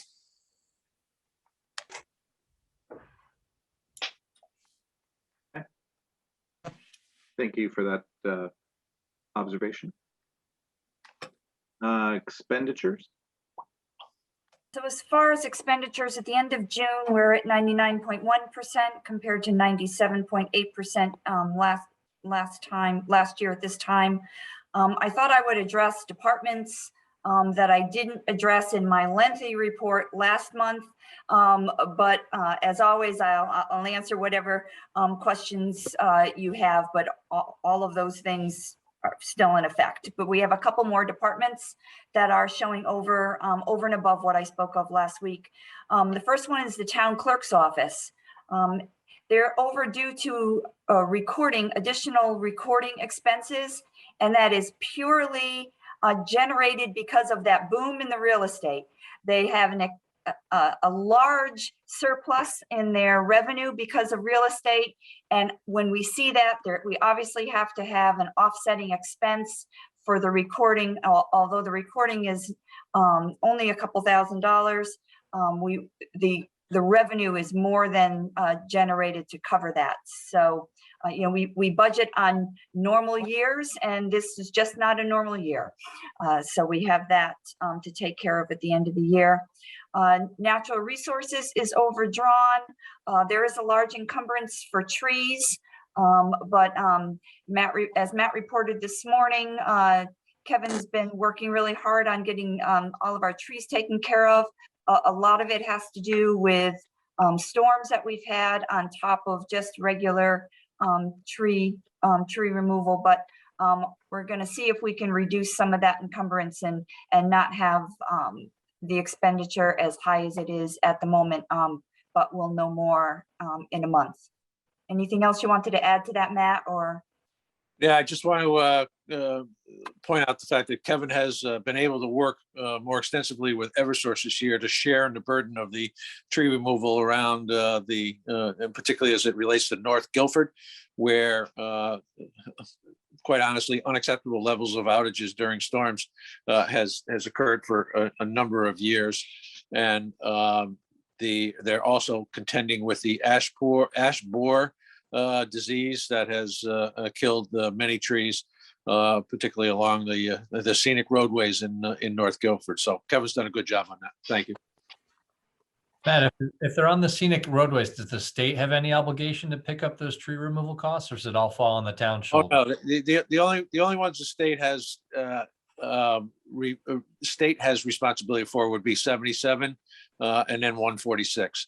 We're talking about County Road and up in that area, not necessarily the main thoroughfare. And you're right, Jeff, that would be the state who has 77. Do they do Route 1 too, Matt? Yeah, yes, they do. Okay. I think you meant to say it, but you just were rattling them off. Well, quite honestly, Jonathan, if you go up and down Route 1, there aren't a lot of trees that are in danger of taking down wires. They're cut back usually from there. Yeah.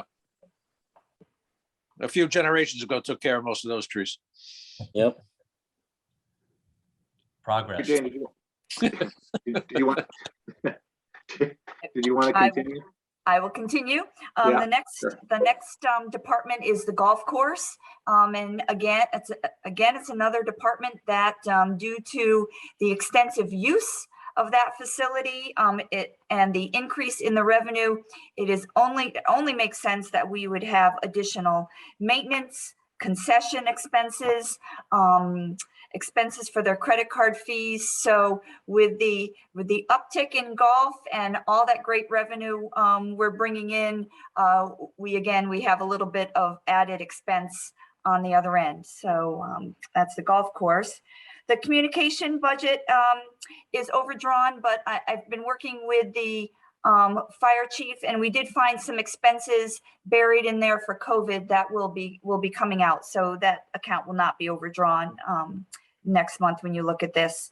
I'm not sure if I talked about Public Works last month or not. I think I might have mentioned it may go over, but it is overdrawn at the moment. There are a number of purchase orders outstanding, but in addition, we have overtime pay that is coming back from Storm ICAS, so that will be offsetting some of those expenses as well. So I don't think Public Works will be overdrawn come next month. Overall, at the moment, the town expenses has a balance of $432,000 right now. Even before we might need to make some transfers to cover some of the capital items that I discussed at the last meeting. So again, I expect our expenses to come in pretty well this year by next month. Any questions specifically? Just back to the fire department. Mhm. Did you say you think that they're $500,000 adrift? Communications. Oh, I was just the speaking about communication. no, Well, that would have been a big rabbit to pull out of a hat. that would have been a big rabbit. Yeah, as I discussed last month, we are going to be overdrawn in the fire department, no doubt, and we will have a report on that. But there are a number of overtime that we are working with FEMA. We just had another meeting with FEMA the other day. Between FEMA and ICAS, we have a significant amount of money coming back to the fire department for their overtime, which isn't going to cover $500,000, but it's going to bring that number down. And the fire chief is more than happy to come in and talk about his overage if need be. Could you explain a bit about the replacement salaries in the fire department? Why is that so high? A lot of that has to do with COVID. majority of well, let me say, if we had a fireman, for instance, or it's even in the police department or public works, if we had a fireman who came in contact with someone for COVID and was on a 14-day mandatory quarantine, we had to use replacement salary for that. If we had our firemen out on a COVID call, and then we needed to have another call, we couldn't send those same people out until significant work was done. We had to bring in replacements. So COVID is a large portion of that replacement. Certainly not all of it. We have it every year, and it's a requirement that we have, but it is up higher this year because of COVID. Additionally, Mary Jane, we had the fire department, the EMTs who are trained and were authorized to distribute vaccines at the clinics we ran basically from February through May. When they were assigned to the clinics for either distributing vaccines or to monitoring the overflow area, the rest area where folks had to wait after the shots. So that necessitated replacements as well. Oh, and that brings up another, we are also putting in for full reimbursement for all the expenses for the vaccination clinics. So that will come through. We're in, again, like I said, we just had a meeting with FEMA. I don't know if it was Monday of this week or last week, but and so the entire vaccination clinic will be covered. So those expenses will be coming back to that department as well. So are we looking at potentially a $900,000 or $1 million, but under budget for expenditures? No. Yeah, well, keep in mind that the month of July is a pretty busy month for us to pay bills because a lot of things happen in June. So the potential is there, but I don't think it'll be quite that high. I think John Delaventura said that the Board of Ed would be turning back about 80,000 as opposed to the 456 that's currently showing there now, right? Correct.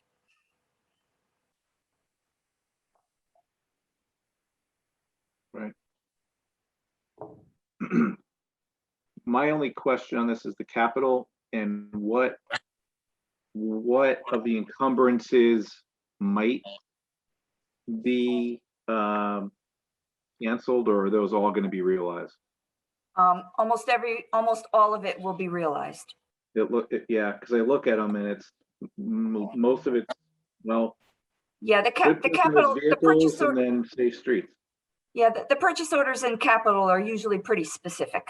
Yeah, and if we don't purchase the item or do whatever that is for whatever reason, Sure. we will carry that money over. So.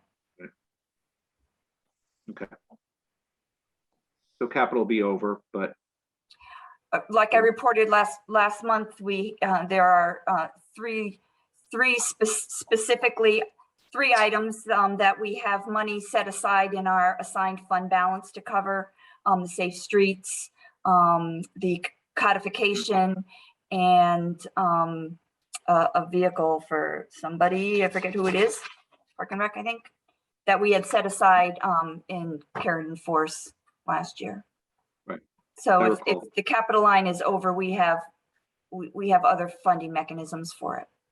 okay. Got it. Anything else on expenditures? Warrant. Don't ask me too many questions. My other computer's battery died because of this meeting was so long, so I don't have them up anymore. Hold on, I gotta plug it in. I had one question on an invoice was on page 1 on the second batch. I think there was issues. You had 2 service contracts, and I wonder if you could tell us what they were for. One with Tyler Technologies for over $42,000, and another service contract with VOC maintenance service, $53,500. Well, Tyler Technologies is Munis. Munis bills us at the first of the year. We used to pay over the course of the year, but we get that bill at the beginning of the year now. So that's what Tyler Technologies is. And Viochi is the system that we use through the fire department. That's our communication software with all of our employees. When we have an emergency or any situation, it comes through Viochi. We also use Viochi at the fire department for maintenance of all our vehicles, any type of issue that comes up at the fire department. We have we use Viochi for work orders through our IT, and we also use Viochi for personnel action forms, and we will be using it for requests for days off. So the Viochi, it's a license for every single employee to have access to it, but we utilize it in many different ways. So those are the two largest subscriptions we have in IT.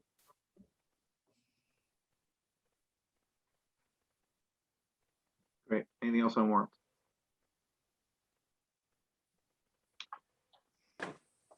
Medical, which we just received today. I'm assuming that's because you finally got the numbers in and was able to upload it before our meeting. So no, that's just because we missed uploading it. So my apologies. I gave you an out.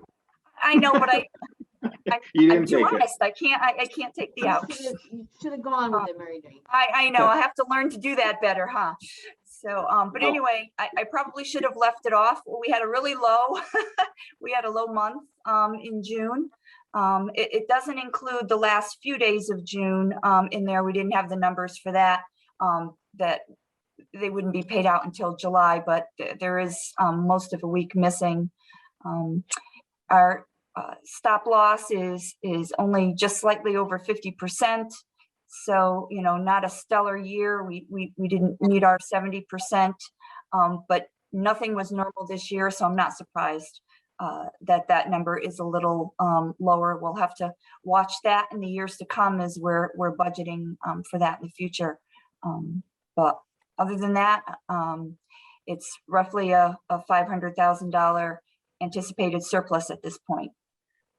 I think that I've learned over time, though, that what may not be what looks like not a great year when it comes to the projection, it was a good year for the employees of the town. That you know, listen, that we didn't hit the stop loss. There wasn't a lot of major you know, sicknesses in the town. The numbers were down.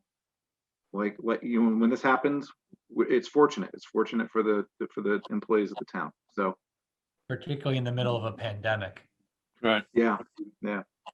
I wonder too, if people are a little worried about going to the hospital to get checked out. Sure they still are. Could But, be. So that's why I always say, you know, we don't have a crystal ball. We don't know what's going to happen the next couple of years. You know, there could be people just waiting for, you know, to have some type of surgery that they're able to put off, and they are putting it off. Yep. So we could have, you know, 2 years from now, we could double our budget in expenditures. No one has ever lived through this, so we do not know what to expect in the coming years. Yep. Yeah, I would agree with some of this assessment here. One clarification is, though, it's rare that someone would be able to put off a catastrophic case. Yeah, those are not elective. But we do need to be concerned that there may be a backlog of elected stuff coming in this current fiscal year. Yeah, that's what I was referring to, the elective surgery, not the stop loss. Yeah. What about any But we did long-term end up with about a $500,000 surplus and bringing the fund up to 6.6 million or so. We did, and I'll just say, Veronica, you're very soft. You could hardly hear you. Veronica, go ahead. Oh, Now we can- Doing long-term effects of COVID? We don't know what those are going to be, but for any employees who had COVID, there could be long-term issues. You're absolutely right, Veronica. The good news is we did not have that many cases. I think you probably read in the paper. Most of it was at Public Works. Right. where we had an outbreak. But fortunately, it was not that widespread throughout the entire work. But you're right, there are some long-term effects that people don't know about at this point. Unfortunately, I think most of those happen with kids lately, from what I've been reading, but that's another story. Yeah. Jonathan, you brought up a great point about the 5 million, almost 5 million, 500,000 being added to it with a now estimated fund balance of over 6.6. I'm going to make my annual plea for the Board of Finance to consider appropriating some of the excess in that fund balance to OPEB again. At this morning's Board of Selectmen meeting, the board voted to recommend to the Board of Finance that you move another $1 million from that fund balance to the reserve account for other post-employment benefits, and would greatly appreciate your consideration on that initiative. And that is something that we could put on the agenda for next month. Subsequent agenda, you're right. Yes, next month we'll have all of the transfers and adjustments. Matt, good point. And I'll just initially say I think that's a fair amount with where we are and what we need to do with OPEB. I definitely would like to have that on the agenda for discussion and possible action. Any other thoughts? Thank you, Mr. Chair.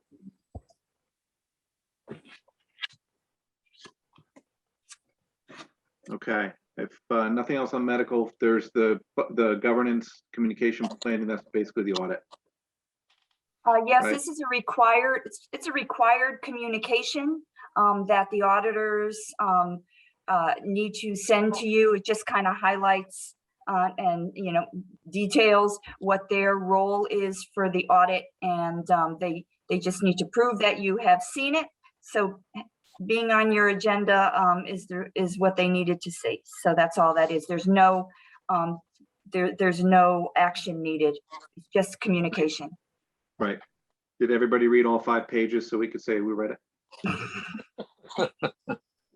Everybody's laughing, so it means we did, right? Okay. I did get through some of it. Good. Not all 14. They plan on starting their audit on September 20th. Is that when they typically start it, Mary Jane, or will it be a later date, do you think? No, as a matter of fact, they were already here last week. They were expected to be here for the whole week. They were here for 3 days. They already got a jump start on it, and they are already scheduled to come back in September. So we are on track. Fantastic. Great. Anything else from Mary Jane? I just want to make note that there are 2 warrants we're looking for you to approve today. The normal June one that you would normally do in your month. And then as we had questions for the July 22 audit, those are items that need to get paid. We can't wait till next your meeting in August to pay those. So we are requesting that you would approve that warrant as well. Did anybody have any? I mentioned warrants before. If anyone had questions on any of the 3, but I wasn't specific. Anybody have anything? Those service were for the new year. The 2 service agreements Are the new year, yes. Right. Right. Great. Okay. If nothing else, then I will go ahead and entertain a motion to approve the report of expenditures of the town for the month of June 2021 in the amount of $2,362,444. So moved. Second. All in favor? Aye. Aye. Aye. Opposed? Abstentions, recusals? Great, thank you. Okay. We're getting there. Item number 7. Consider and take possible action on elected official salaries. No, I need to do the July 22. Oh, do I need to do the that other separately? warrant? Oh, I thought that, oh, I'm sorry. So that was That's good. June. That was just Okay. June. And I'll, because I'm on the screen, I There's will gotta be just a say separate that. motion. I will be coming back next month with an updated June, but I need Okay. July's, I think it's I apologize. I got it. 225,123.99. Okay, so entertain a motion to approve the warrant for July 19th, 2021 fiscal year 22 expenses for $225,123.99. So moved. So moved. Okay, we have a Second. second. Yep. Either way. All in favor? Aye. Aye. Opposed? Abstentions? Recusals? Okay, now you're done with me. Thank you, Mary Jane. My apologies. All right, now we can go on to item number 7.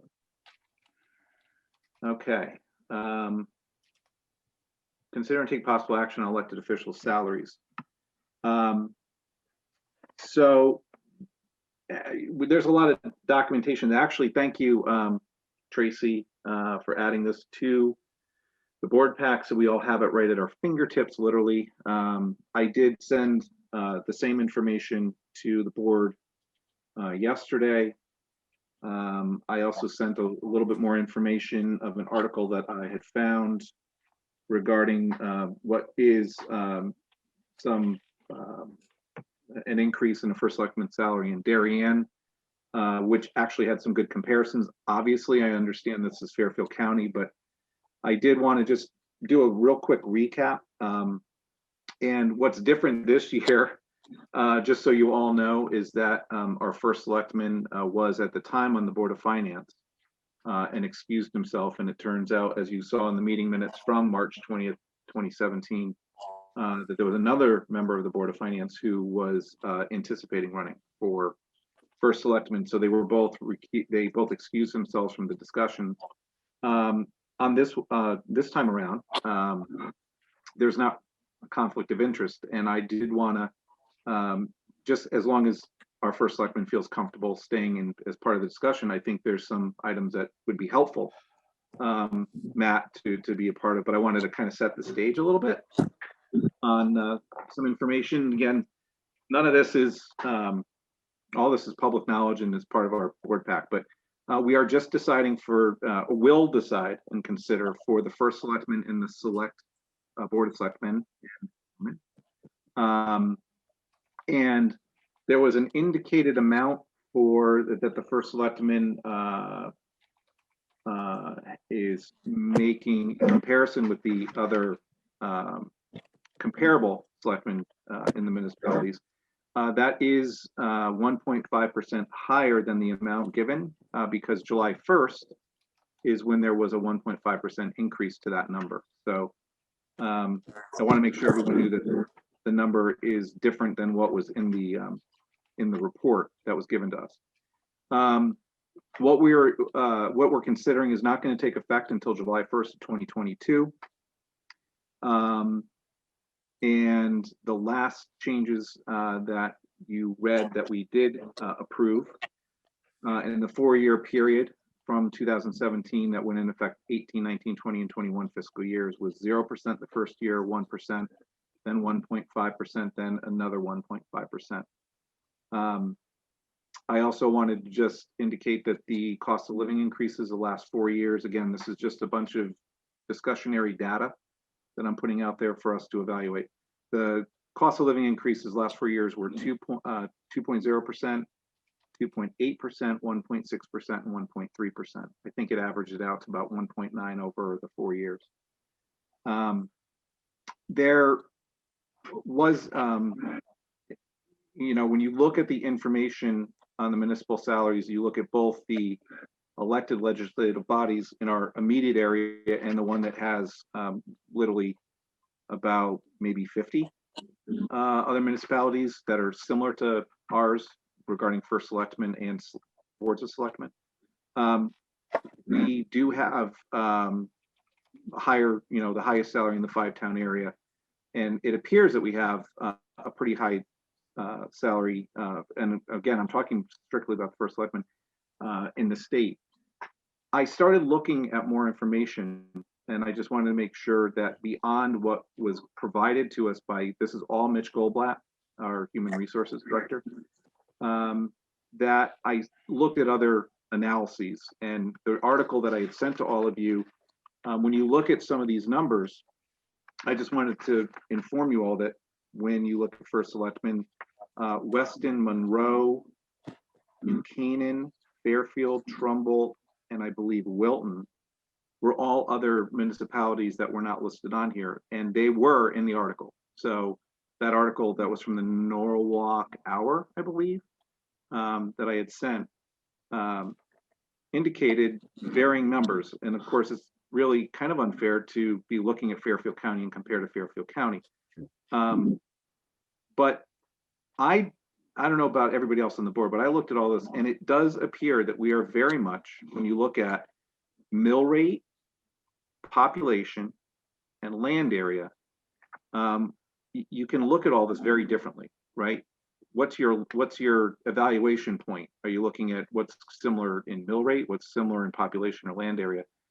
And when you look at everything, it looks like it's very much right in the middle of where we should be, based on all three of those factors. And so I was looking at all these different numbers, and again, I'll open this up to the board for discussion. Just so you know, on the discussion, we do not need to make, we got a lot of information over the last 24 hours. And I have no problem possibly looking at tabling this and kind of thinking about it a little bit more, because I do want our first selectman to provide some information regarding where he thinks other salaries are going, based on other negotiations of where he may think things are headed. But I did want to make sure that we had as much evaluation and as much data as we could to evaluate this. We, as opposed to last time 4 years ago, we had candidates running, and which is why we were deciding this in March. So those that were on the board remember we had candidates that were running. We're a little bit late to the game this time. We're doing this in July and August instead of March, but that was because those candidates have not necessarily, they weren't identified. This time around, it seems like it's pretty stagnant. I can't speak for either of the parties. I could speak for only mine. That there is somebody who's, Matt plans on rerunning, of course. That's no secret. The Republicans, I have no idea, but any candidate, independent, unaffiliated, could step up. And this decision needs to be made before election day. And needs to be made in a way that is timely for the budget season for 22 to start planning. I would like to just end by saying I did a little bit of investigation as well, and I'm sure you could all do the same thing very quickly. But when you look at the salaries in town, I did notice that for consideration, the first selectman, there are, I think, 9 positions in the town of Guilford. This is just the town. I'm not talking about school, Board of Ed, talking simply about the town. That there are, I believe, 9 positions that are more than the first selectman. And I think that's something that should also be considered. So I threw a lot out there, but I wanted to get everybody's opinion. And again, I think it's just good to discuss all of this. Matt, before, I guess, Matt, do you want to add anything in terms of where you see things going in the budget seasons coming up in the next year or two, or anything to add? Yeah, I do, Mike. Thank you very much. And I'll try not to sing for my supper, as they say. But nonetheless, what I think is important for you to understand is where we are in our labor negotiations. As many of you are well aware, we have 4 labor negotiations going underway this year. Actually, only 3 now, because earlier this morning, the Board of Selectmen approved the GEA contract. And without tipping my hand on negotiations with the 3 unions that aren't yet approved, I can tell you that we went in to the GEA negotiations with some numbers for fiscal year 21-22, a flat 2% increase. For fiscal year 22-23, a 2.5%, and then for fiscal year 23, 24, an additional 2.5%. So those are the numbers that we've been bargaining in good faith. And again, in honesty, the contract that we reached with the GEA was a bit unusual. They actually settled for a 2.25% general wage increase in the second year. But that's largely due to the fact that we have compressed the steps, the bands and the steps. So they traded off a general wage increase for moving a significant number of positions higher on the wage scale. So that's the reason that they took a 2.25% increase on the second year of the 3-year contract. It might not surprise you to know that we're trying to be consistent with our negotiations, treat all unions the same. So again, that's we are hopefully days away from some additional contracts being signed, at least with the fire union. And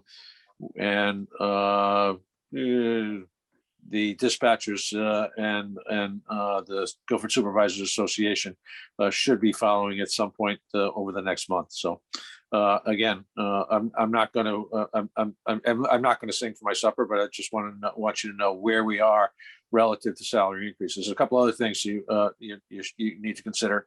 The Board of Selectmen is another opportunity for you guys to weigh in on. 4 years ago, that was dropped from the 10,000 down to 8,000, as you may recall. But also, I think you folks need to take a look at the Registrar of Voters' salaries as well, because those are due up as well. I believe I may be mistaken, unless they're on a different cycle than we are. I didn't get a chance to look at your minutes, but are they on a different cycle than the Board of Selectmen and the First Selectmen? They are on a different cycle. That is correct. Oh. All right. Yeah, they're on a cycle that we would be doing this basically in 2 years. Okay. But thank you for bringing that up. Yeah. Now, just one other thing, Mike. As you may recall, in the past, we have traditionally done a subcommittee of the board would meet to come up with recommendations to the entire board. I don't know whether that's a process you were considering or not. It was something that I was considering, which is part of the reason that I was saying let's put a bunch of discussion on the table and then just set the stage and then see. I think the subcommittee, there was a subcommittee the 4 years ago. I don't remember exactly who was on it, but I think it might have been, at the time, it might have been Lou Federici was on it. And I don't recall, but it's not a bad idea to do that, to have a subcommittee. And I was thinking along those lines. Thank you. And then that subcommittee can look at all of this and then provide again, further analysis and the recommendation at the August meeting. Cool. Matt, why you mentioned the Board of Selectmen? Again, we got information also on boards of selectmen, and so one of the questions I had is their responsibilities largely haven't changed in 4 years, but I think part of that amount was due to added committee meetings, added responsibilities, travel. I just want to be clear, when we provide them a salary, is that specifically, has it historically gone towards something for travel, or more like a stipend, or?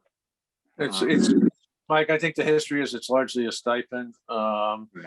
Travel, obviously travel during COVID was somewhat limited to and from meetings and subcommittee meetings and some of the other meetings that they attend. But largely it was just considered a stipend to attract some qualified people to sit in those roles.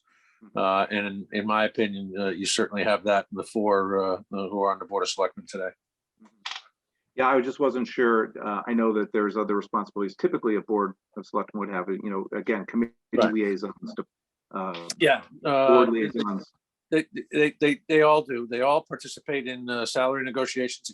Each board member has been assigned to one of the salary negotiation this year. Sandy chairs the Affordable Housing Committee that does a lot of work. Lou was responsible for putting together the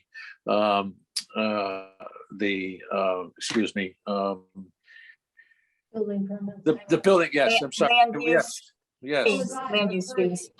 Yeah, with Veronica and Sandy as well. Agree. And also Lou acted as a mediator in a dispute between the Agricultural Society, the Rollwood condominiums, and some residents on Whitfield Street. So yeah, they all get a chance to do some extra things. And as Veronica can tell you from her experience, they're usually pretty generous in serving at the ask of the first selectman. Great, thank you for that synopsis. I appreciate that. So any further, I just want to open up to the board real quick. Thoughts about what was presented, and also interest in being on a subcommittee that we can get a recommendation from and do further analysis.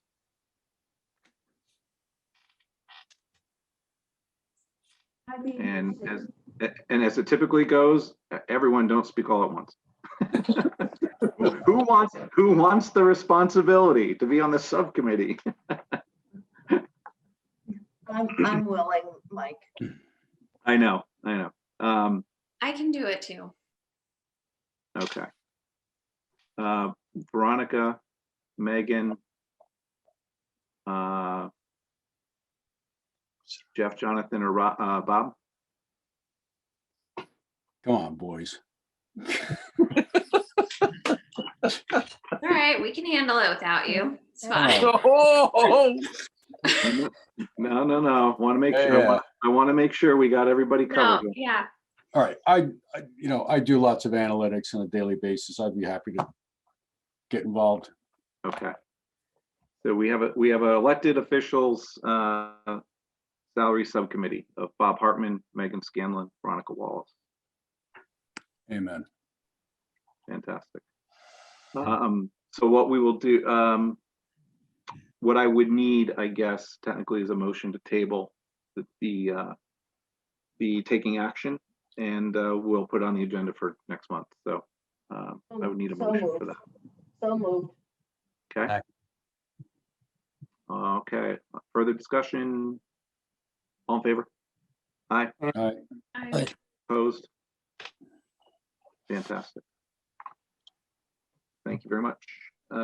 Thank you, Bob, Megan, and Veronica. Item number 8, committee reports, building permits. Couldn't help but circle the fact that the last time we were at that many new single-family permits was 2007, 2008. Boom. Yeah, what happened after that? Let's hope things. don't Yeah, go- what happened after that? Kaboom. We never saw it again. But, and again, that's just new construction. I mean, there's been a lot of permit activity, so Yes, sir. great. Okay, if nothing further, item number 9, old business. I have 2 items for old business. One came from last meeting that I saw about tour of town facilities. I believe I had read that our first selectman may be looking at helping to organize a tour. Did I read that correctly? And was brought up by Mr. Hartman. Yeah, I think I volunteered my staff to help pull that together. In fact, I was meeting with Gary and Karen last week. So you can anticipate probably something a little later in August, more than likely, going to vacations and challenges with schedules. But Karen will most likely be querying all of you as to your availability on certain dates. Great. That'd be helpful. They're having a hard time installing the bar on the bus. We could get like the Elm City bicycle thing there, Bob. where- Bicycle bar, yeah. Well, yeah, we put bicycle all over Guilford. It would- Oh, I was thinking Segway. It would take us a week. Yeah. And then some. Yeah. Great. Okay, so we'll look forward to August. Item number, second thing is what's been going, we talk about every single meeting about in-person meetings. I have to be honest, I was hoping that maybe this might be it. I don't know if that's possible, but thinking that maybe August we try to get back to in-person meetings. I know that there has been discussion about technical logistics to that. I think if we're at the community center meeting in the room, but we'd all have to be there and we all have to feel comfortable. So I'd like to open it up real quick as an old business item about in-person meeting and meetings and starting that in August. Again, I can go either way with this, but I thought that maybe August we could start that process of getting back in person. I noticed the planning and zoning is met there and they had a fair sized crowd. I'm okay with it, although of course we see a bit of a spike now, and I don't know if that should delay things for a month until we get a better grip on this, but I think we're all vaccinated. I'm happy with it. We can maintain distance, but whatever, I'll go with whatever anybody else says. Can very quickly, can I just ask Matt, the Board of Selectmen are meeting in person now? Yes. With Board of the Selectmen ability is- to be, Yeah, the Board of Selectmen is meeting in person and we're doing it in the Selectmen's Conference Room, which allows us to run an effective hybrid meeting because we had purchased some technology early on. Just so you're aware, we're going to be using some of the American Rescue Plan funds to outfit your traditional meeting room at the community center with that same kind of capability, to have a large screen projector so you can see other participants and conduct hybrid meetings. But that is not going to happen in time for your August meeting. My hope is that it'll be ready for you by September, so you could continue to run hybrid meetings, which hopefully will, although tonight and this morning are not evidence that a lot of folks are paying a lot of attention to us during the summertime months, but I think it gives us the opportunity to engage a greater portion of the community. So that's why we're moving forward. right, so yeah, so there's a bit of a uniqueness there because in the Selectmen's meeting room, you have that capability. Linda, on the Board of Education side, are they all meeting in, I know they're meeting in person, I know that, but is there anybody who's still meeting virtually or do they have that hybrid capability? There was one member of the Board of Education who attended by a Zoom meeting, so it was a hybrid meeting for the regular Board of Ed meeting.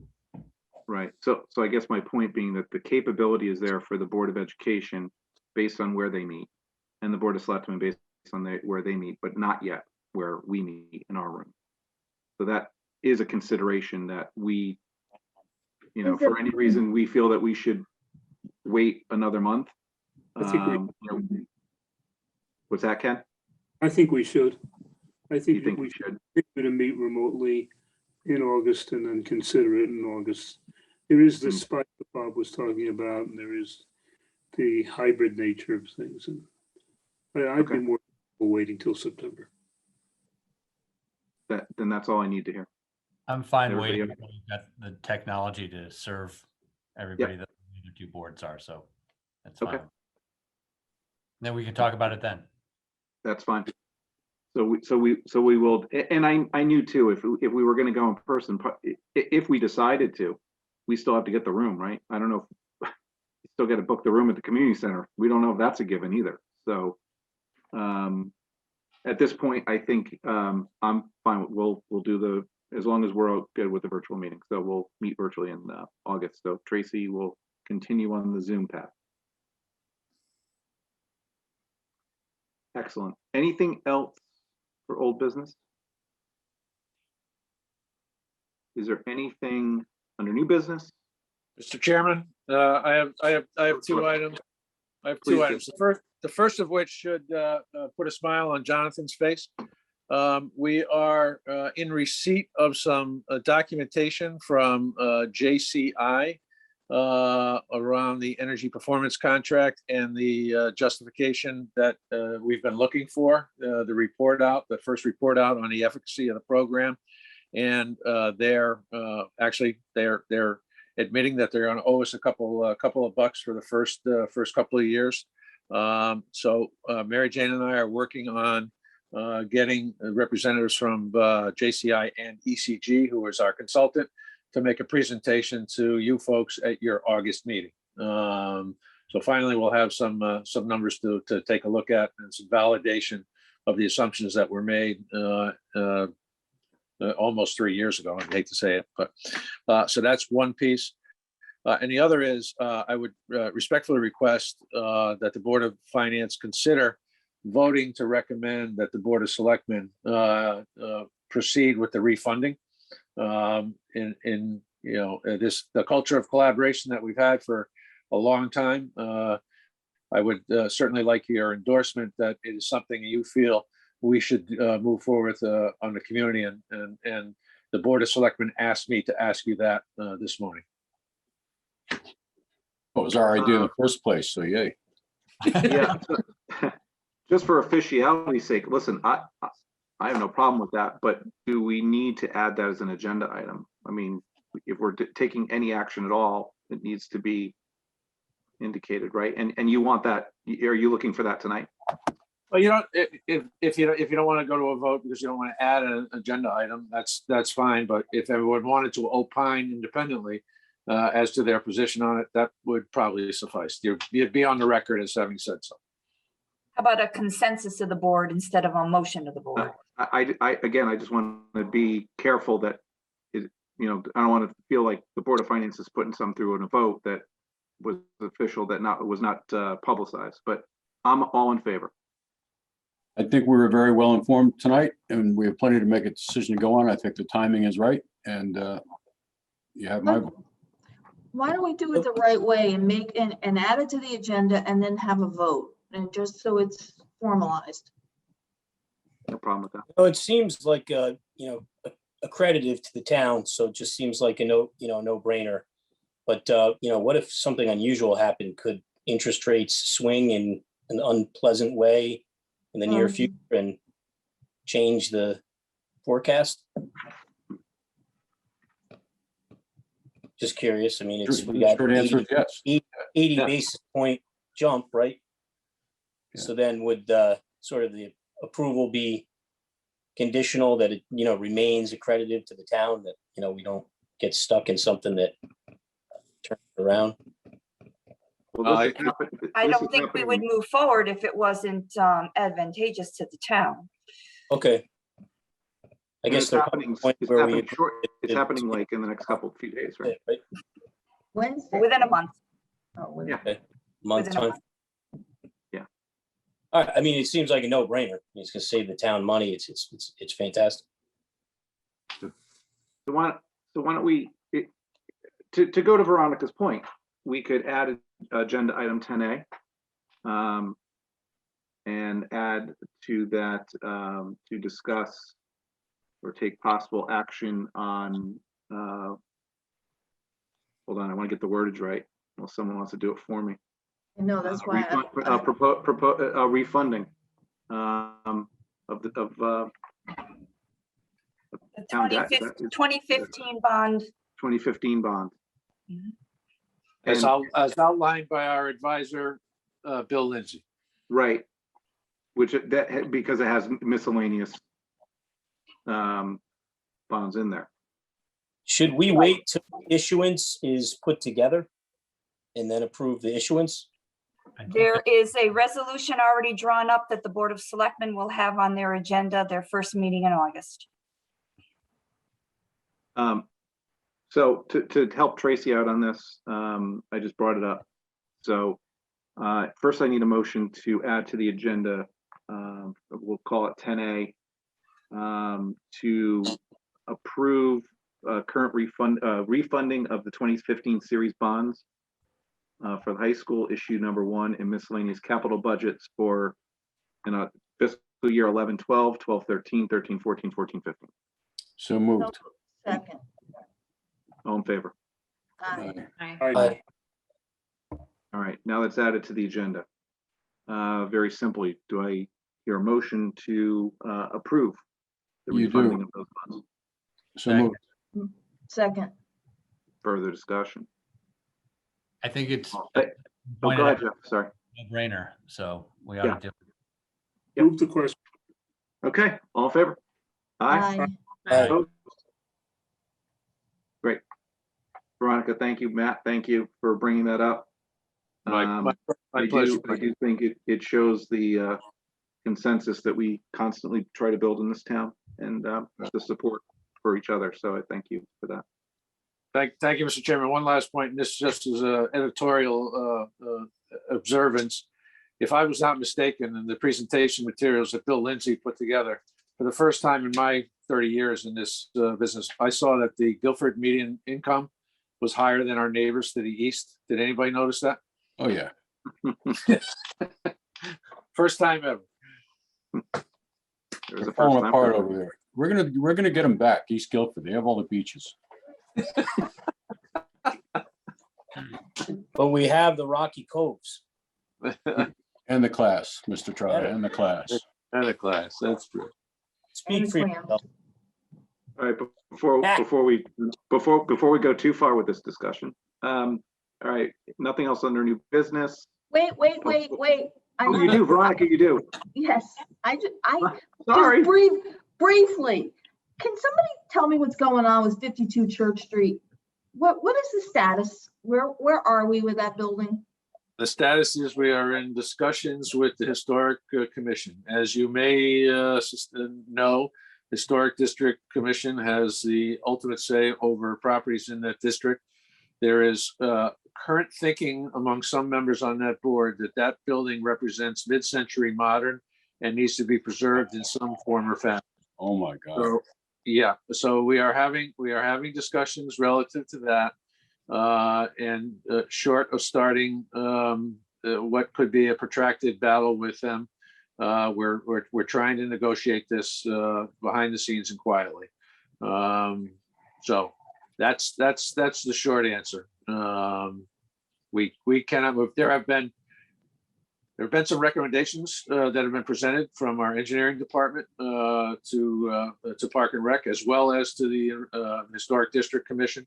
And there still seems to be a desire to retain something of that facility. Maybe not the entire structure, but a portion of it, the original portion of it. But of course, if you do that, that significantly limits the parking opportunities that would be there and were the reason for us to purchase that property.